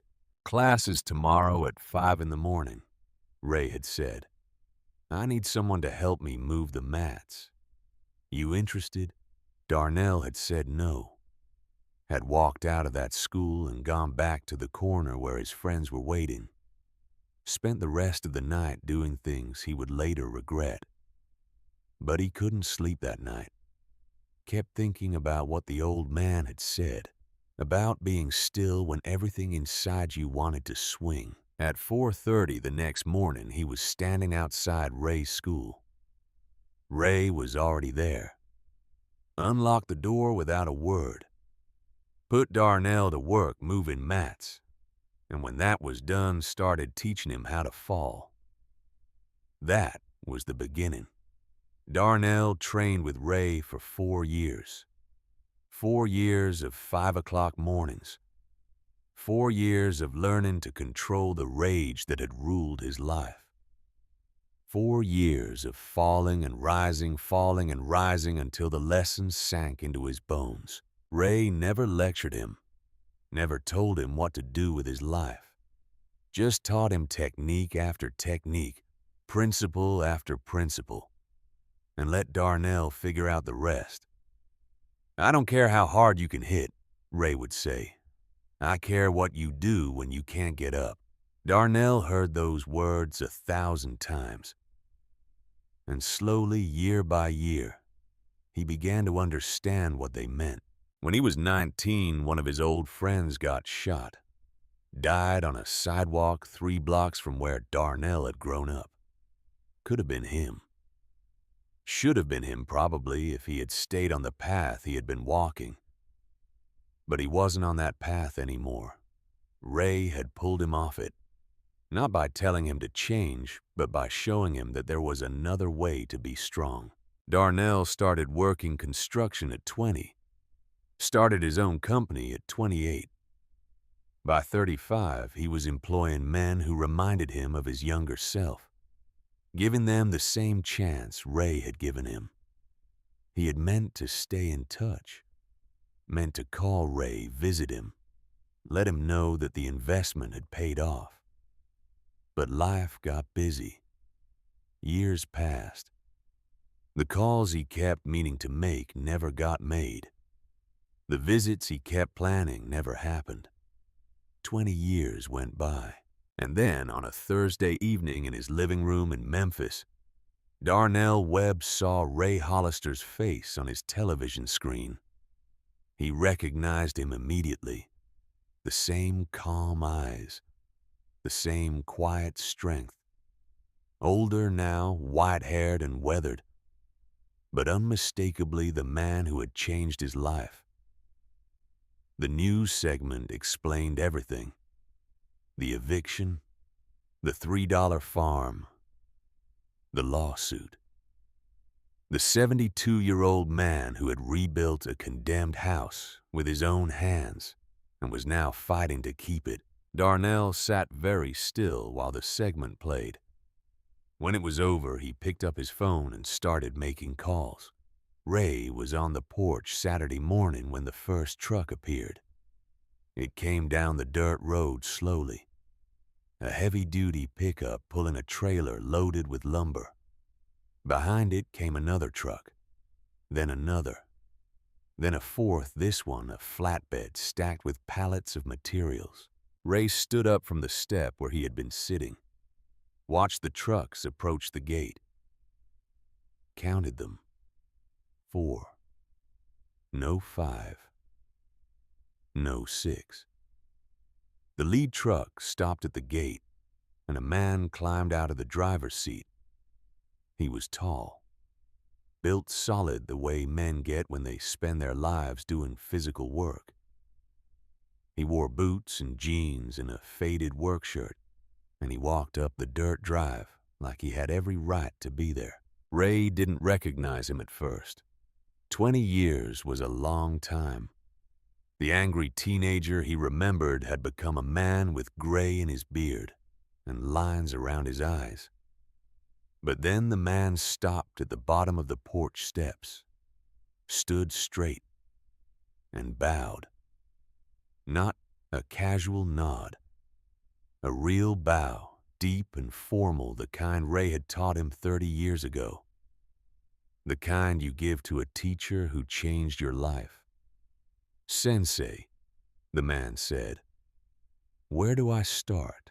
Ray's hands were still holding the cup of coffee he had been drinking. He opened his mouth to speak, but nothing came out. His throat had closed up around the words. 10 seconds of silence, maybe more. Behind him, Ray heard the screen door open. Evie stepped out onto the porch, drawn by the sound of the trucks. She saw the man standing at the bottom of the steps, saw the bow he had given, saw her husband frozen in place. "Ray," she said. Ray set down the coffee cup. His hands were shaking. "Darnell," he said. The name came out rough, like it had been scraped from somewhere deep. "Darnell Webb." Darnell straightened from his bow. His eyes were bright wet at the edges. "I saw you on TV," he said. "I saw what they're trying to do. And I thought—" His voice caught. He cleared his throat and started again.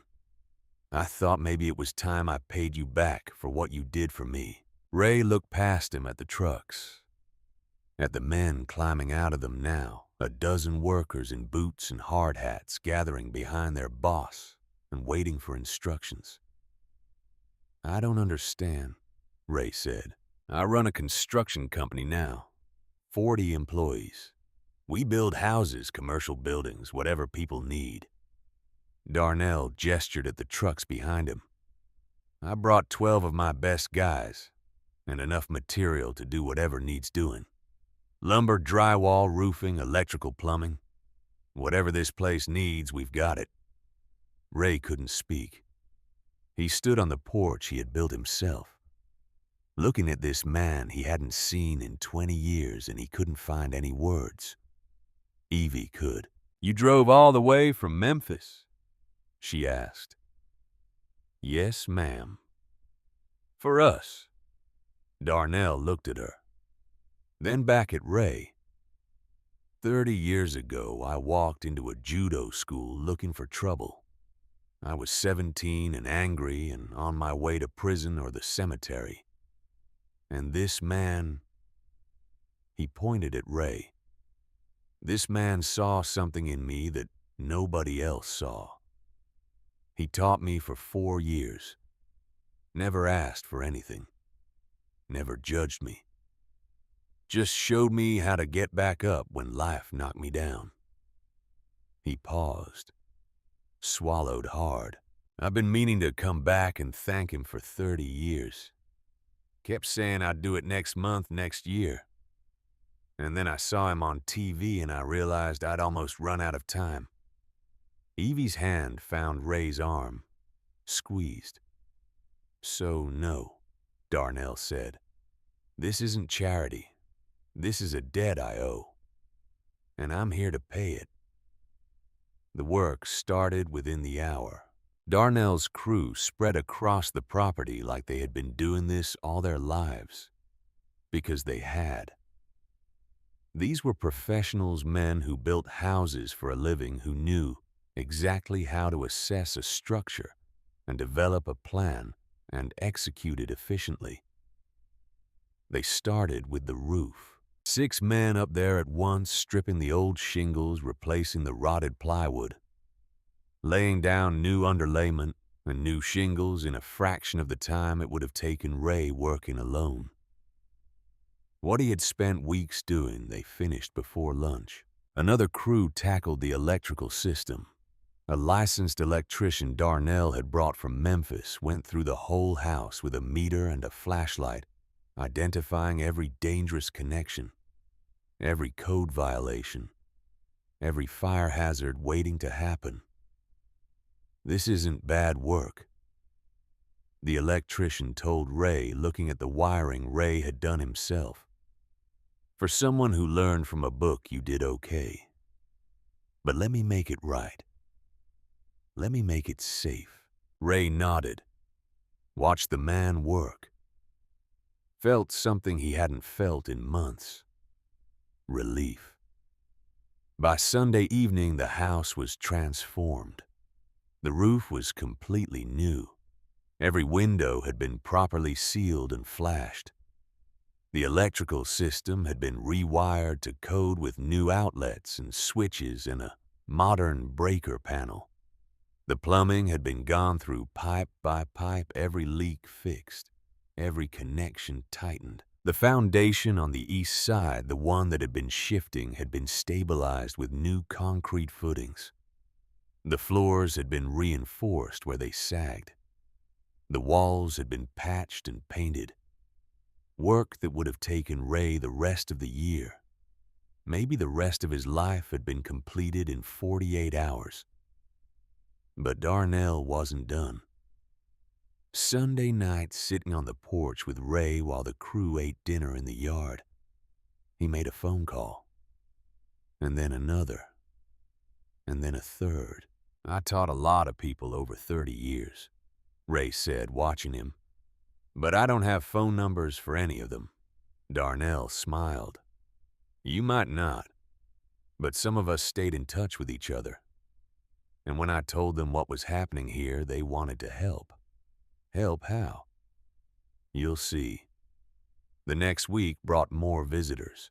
A retired electrician from Knoxville showed up on Tuesday. He had trained with Ray in the late 80s before moving east for a job.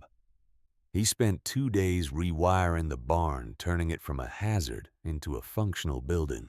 A woman named Patricia came on Wednesday with her husband and 3 teenage children.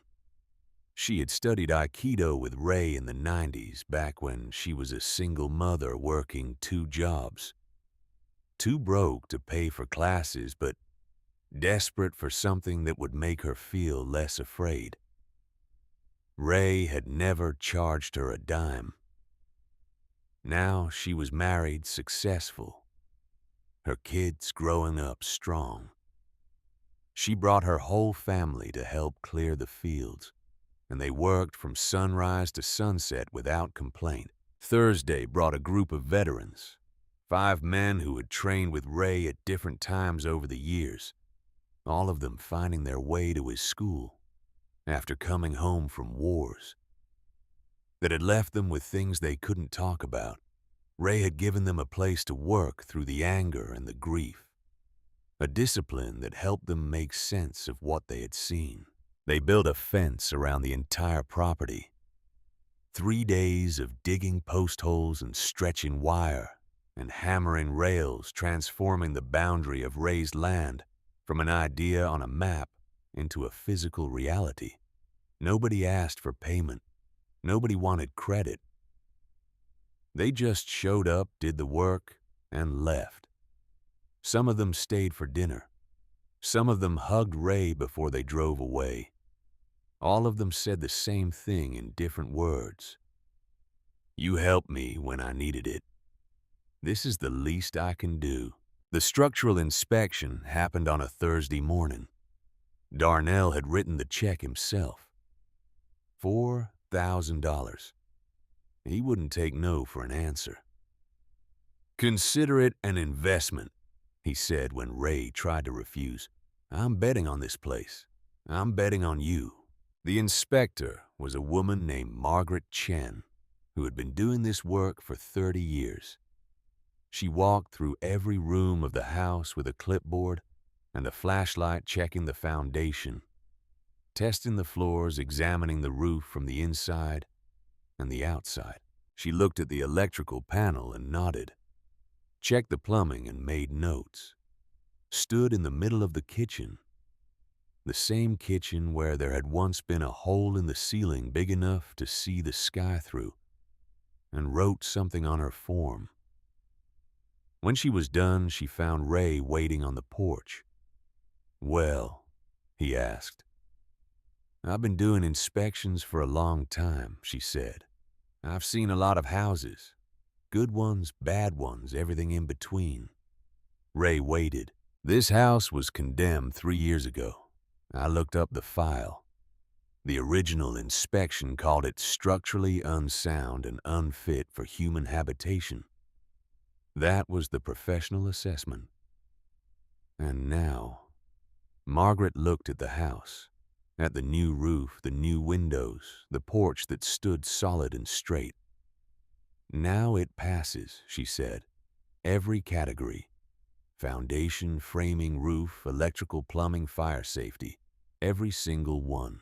She handed Ray the certificate, a piece of paper that said his house was officially legally safe.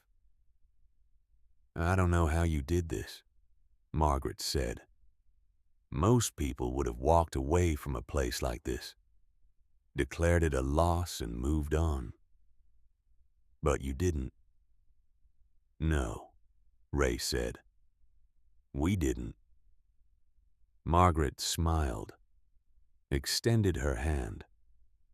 "Congratulations, Mr. Hollister. You have a home."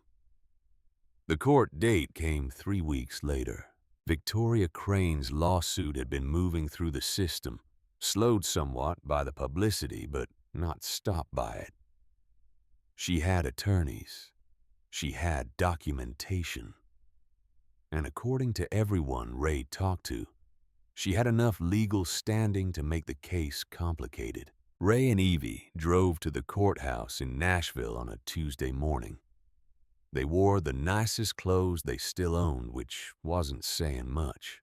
Ray's suit was 10 years old and fit differently than it used to. Evie's dress had been altered so many times it was more thread than original fabric. But they walked into that courthouse with their heads high. Their attorney was named Walter Ridley. Walt, he insisted. A 70-year-old lawyer who had taken their case for free after seeing the news coverage. He wore boots in court and spoke with a Tennessee drawl that got thicker when he wanted to make a point. "I've been practicing law for 45 years, he had told them at their first meeting. "And I've never seen a case that made me angrier than this one. A woman who's never touched this property trying to take it from people who rebuilt it with their own hands. That's not law. That's theft in a suit and tie." Victoria Crane was already in the courtroom when they arrived. Ray had never seen her before. She was younger than he expected, maybe 50, with expensive clothes and the kind of composure that came from never having worried about money. Her attorney was a man in a gray suit who carried a leather briefcase and spoke in the smooth, confident tones of someone who was used to winning. The judge was a woman named Patricia Williams. Gray-haired and sharp-eyed, she listened without expression as the attorneys made their opening statements. Victoria Crane's lawyer went first.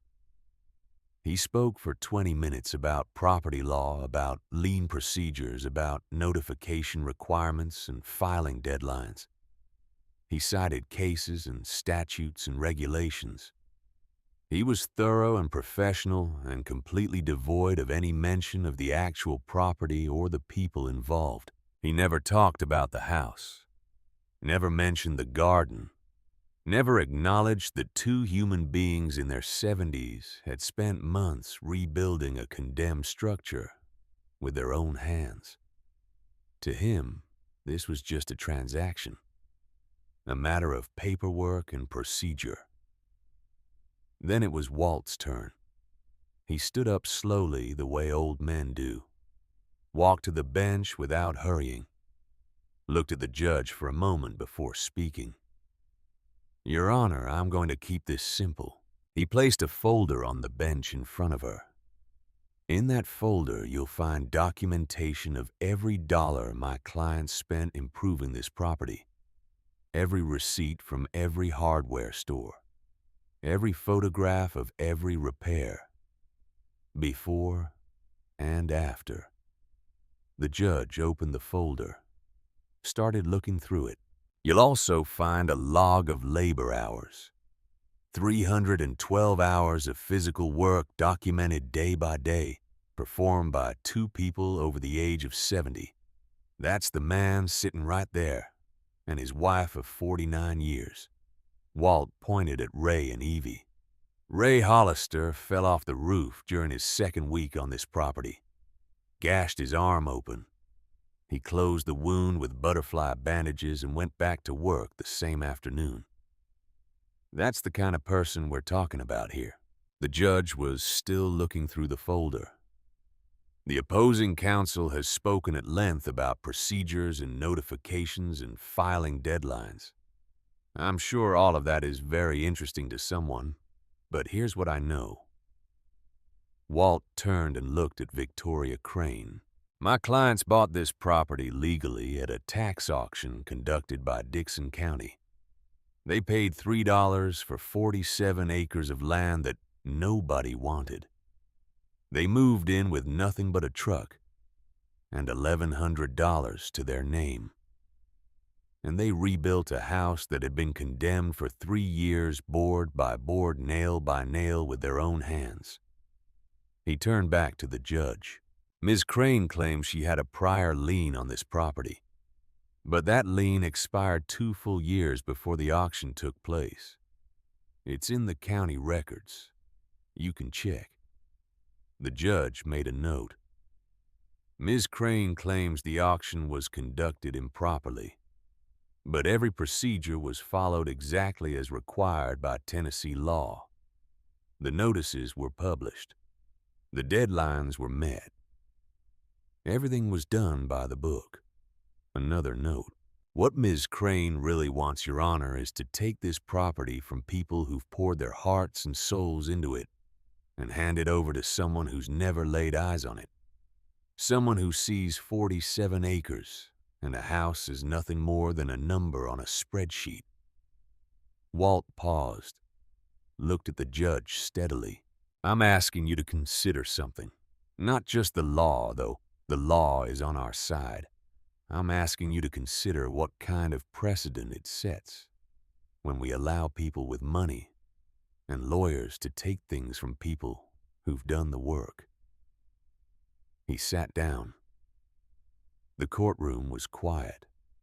The judge looked at the folder for another long moment. Then she looked at Victoria Crane's attorney. "Counsel," she said, "I have a question for you." The attorney stood up. "Yes, Your Honor." "Has your client ever set foot on this property?" A pause. The attorney glanced at Victoria Crane, who shook her head slightly. "No, Your Honor."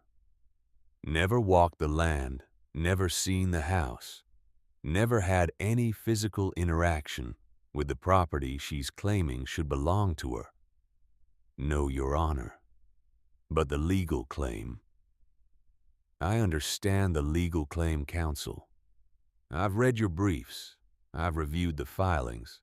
I understand exactly what you're arguing. The judge closed the folder. But here's what I also understand. Two people in their 70s bought an abandoned property for $3. They slept in their truck. They worked until their bodies gave out. They rebuilt a house that the county had given up on. They planted a garden. They made something out of nothing. She looked at Victoria Crane. And now someone who has never touched that soil, never pulled a single weed, never hammered a single nail, wants to take it from them because of a paperwork argument. The judge was quiet for a moment. The prior lien in question expired on March 15th, 2 years before the auction. The auction itself was conducted in full compliance with Tennessee law. There is no procedural basis for invalidating the sale. Victoria Crane's attorney started to speak, but the judge held up her hand. I'm ruling in favor of the defendants. The property belongs to Raymond and Evelyn Hollister. Permanently. No further claims will be entertained. She struck her gavel once. Court is adjourned. Evie cried in the courtroom, not sobbing, not dramatic, just tears running down her face while she sat perfectly still, her hands folded in her lap. Ray put his arm around her, pulled her close, felt the shaking in her shoulders. Across the room, Victoria Crane was gathering her things, speaking in low tones to her attorney. She didn't look at Ray and Evie, didn't acknowledge them at all, just walked out of the courtroom with her briefcase and her expensive clothes and her failed lawsuit. Ray watched her go, felt nothing. The anger he might have expected wasn't there. The satisfaction of winning wasn't there either. Just relief. Just the slow unclenching of something that had been tight in his chest for months. It was over. They had won. Walt Ridley shook both their hands, his grip strong despite his age. Go home, he said. Go back to that farm you built. You've earned it. They drove back to Dixon County in silence. But it was a different kind of silence than before. Not the silence of dread or exhaustion. The silence of two people who had fought as hard as they could fight and come out the other side. When they pulled up to the gate, Ray stopped the truck and looked at the property. The house stood solid and straight, its new roof shining in the afternoon sun. The garden stretched out beside it, rows of vegetables growing strong. The barn that had been leaning so far it looked ready to fall was upright now, reinforced, functional. 3 months ago, this place had been a ruin. A forgotten piece of land that nobody wanted. Now it was home. Spring came early that year. By March, the last frost had passed, and Evie's garden exploded with life. The tomato plants she had started in cups on the windowsill went into the ground and began to climb their stakes. Peppers and squash and cucumbers filled their rows. Beans wound their way up the poles she had made from tree branches. She expanded the garden to a full 1/4 acre, more than they could possibly eat themselves. But that was the point. Every Saturday morning, Evie loaded crates of vegetables into the truck and drove to the Dixon County Farmers Market. She set up a table with a hand-painted sign and sold her produce to anyone who wanted it. People came early to line up at her table. Not because they had seen her on the news, though some of them had. Because she grew the best tomatoes in the county and everyone knew it.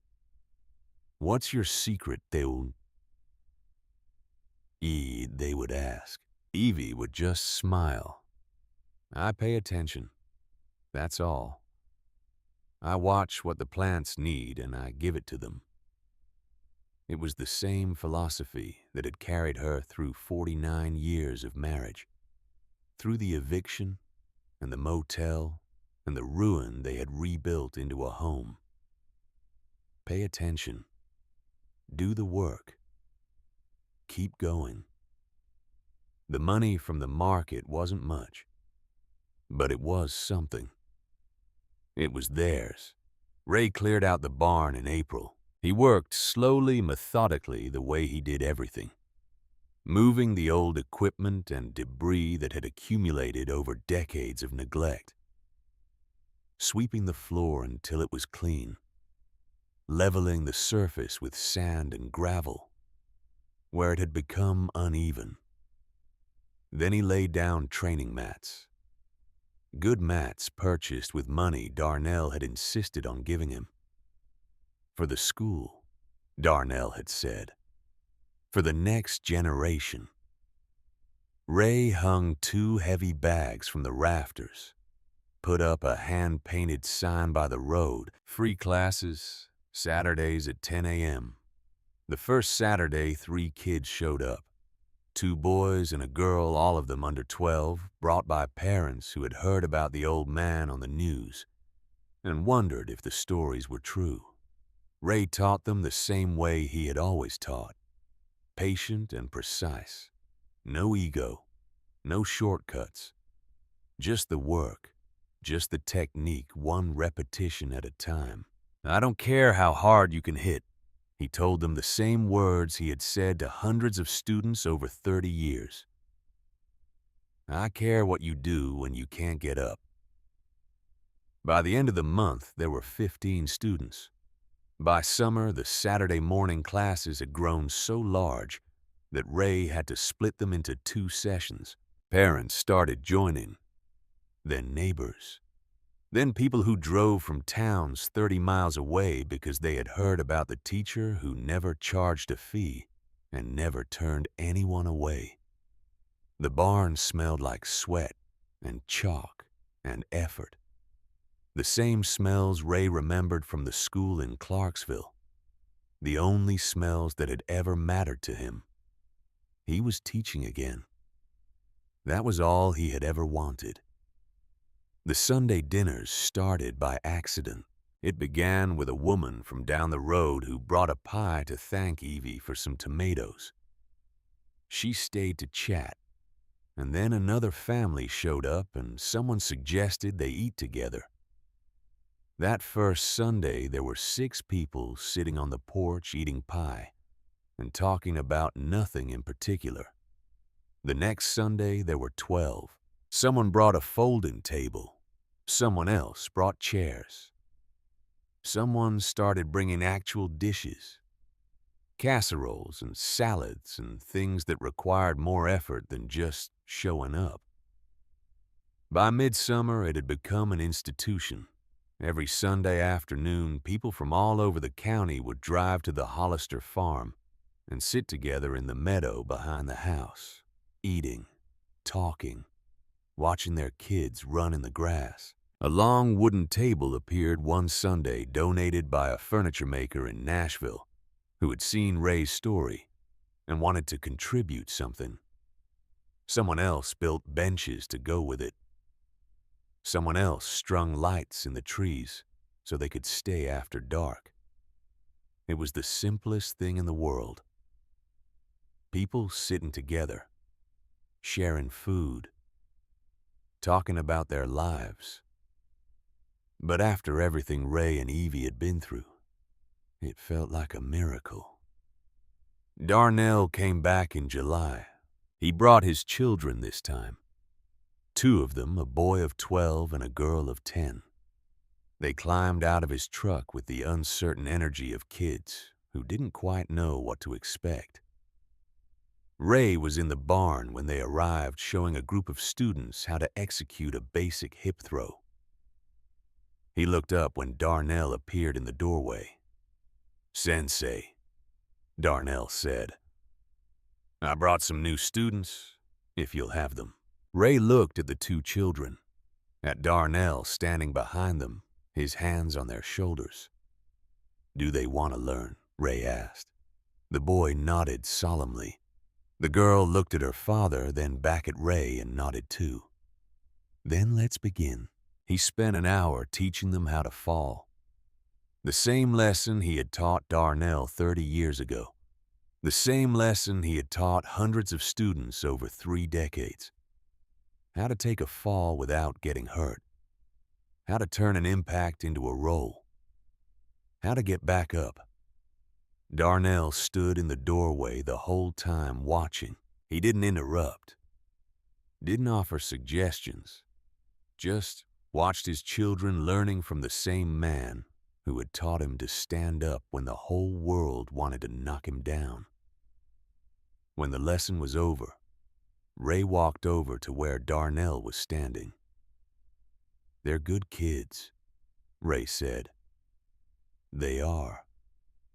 Darnell's voice was thick. I try to teach them right.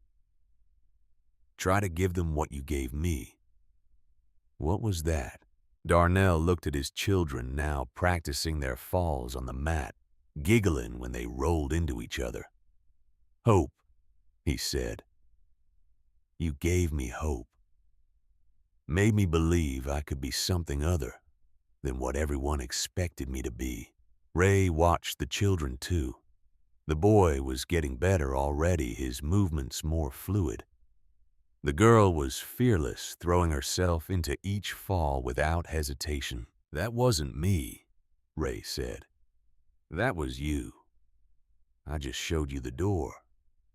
You're the one who walked through it. Darnell shook his head. Don't do that. Don't pretend what you did wasn't important. I know where I was headed before I met you.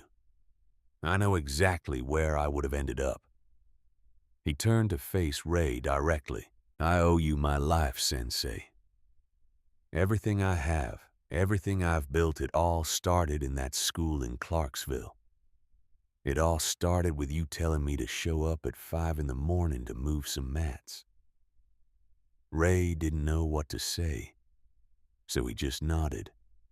Darnell pulled him into a hug. A real hug, the kind that men don't give each other often enough. Ray hugged him back, and for a moment they were just two men standing in a barn in Tennessee, connected by something that went deeper than words. When they separated, both of them had wet eyes. Neither of them mentioned it. Same time next month, Darnell asked. Same time next month. The seasons turned. Summer faded into fall and the garden produced its final harvest. Evie canned tomatoes and pickled cucumbers and filled the pantry with jars of vegetables that would last through winter. Fall gave way to winter and the fields went dormant. Ray taught his classes in the barn, the space heater running in the corner, his students' breath fogging in the cold air. Winter surrendered to spring and the cycle began again.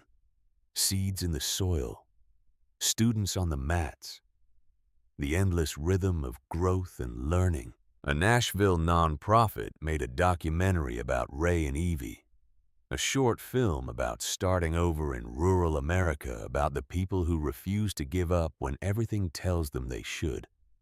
It screened at a small festival and won an audience award. The filmmaker said later that Evie was the most composed person she had ever interviewed. Never raised her voice, never asked for sympathy.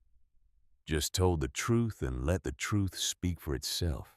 But none of that was the part that brought them to tears. It was a Tuesday evening in late September. The air had turned just cool enough to feel like something was ending, and something else was beginning. That particular quality of autumn light, golden and slanted, making everything it touched look precious. Ray and Evie were on the porch. The same porch Ray had built during those first desperate weeks when the whole enterprise had seemed impossible. The boards were weathered now, softened by a year of sun and rain. The railing was smooth under Ray's hand, worn by months of leaning against it. In front of them, the property stretched out in all directions. The garden dormant now, but ready for spring. The barn with its doors open, the training mats visible inside. The long table in the meadow where their neighbors gathered every Sunday. The fence the veterans had built, marking the boundary of everything they owned. Evie held a cup of tea, steam rising into the cooling air. Ray held nothing. He was just sitting still, looking at everything they had built. "Do you remember the motel?" Evie asked. Ray nodded slowly. $89 a night. "I remember. I thought that was it," she said, "when we were sitting in that room looking at that crack in the wall. I thought we were finished. I thought there was nothing left."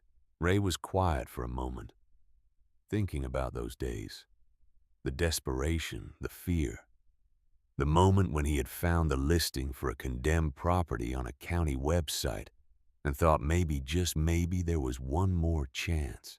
"We almost were," he said, "but we're not. No, we're not." The sun was dropping lower now, painting the clouds in shades of orange and pink.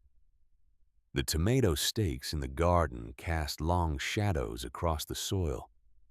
A pair of small training shoes sat by the barn door, left behind by a student who would come back for them on Saturday. "What do you think would have happened?" Evie asked. "If we had gone to Nathan's, taken the guest room, given up?" Ray thought about it. The house in Portland. The guest room that was nice, but not theirs. The days stretching out with nothing to fill them. "I think we would have died," he said. "Maybe not right away, but eventually. People need something to fight for. We would have lost that." Evie nodded. She understood. She had always understood. "Instead, we fought," she said. "And look what we got." Ray looked at what they got. A house that had been condemned when they bought it for $3. Now it stood solid and warm smoke rising from the chimney, where a fire burned in the fireplace. A garden that had been nothing but weeds. Now it fed them and their neighbors and anyone who showed up at the farmer's market early enough on Saturday morning. A barn that had been ready to collapse. Now it was a school where children learned to fall and get back up. A community that hadn't existed a year ago. Now it gathered every Sunday around a table in the meadow, breaking bread and sharing stories. All of it built from nothing. All of it earned through work and stubbornness and the refusal to accept that anything was impossible. "We're not finished," Ray said. Evie looked at him. "What do you mean?" Ray gestured at the property, at everything they could see from this porch. "We're not finished. There's still more to do, still more to build, still more students to teach and vegetables to grow and dinners to host." He turned to look at her. This woman he had loved for 49 years. This woman who had followed him into ruin and helped him build something beautiful out of the wreckage. "We're not finished," he said again. "Not yet." Evie smiled. The same smile she had given him on their wedding day half a century ago. The smile that said she knew exactly what she had signed up for and would do it all again without hesitation. She reached over and took his hand. Her fingers were rough from garden work, calloused and strong. His were the same, worn by months of construction and years of martial arts. They sat there together, watching the light change, watching the sun sink toward the horizon and paint the world in colors that seemed too beautiful to be real. For the second time since this whole thing began, Evelyn Hollister cried. Not from sadness, not from desperation, from something that had no name, something that felt like gratitude and wonder and the simple, overwhelming fact of being alive in this moment, in this place, with this person. This time Ray cried too. They didn't speak, didn't need to. After 49 years, there was nothing left to say that couldn't be communicated through the pressure of a hand, the warmth of a shoulder, the shared witness of an evening sky. The sun went down behind the trees. The stars came out one by one in a sky that was darker and cleaner than any sky Ray had seen in Clarksville. The fire crackled inside the house. The barn stood silent, waiting for Saturday. The garden slept, dreaming of spring. And on the porch of a house they had bought for $3 and rebuilt with their own 2 hands, Ray and Evie Hollister sat together, still building,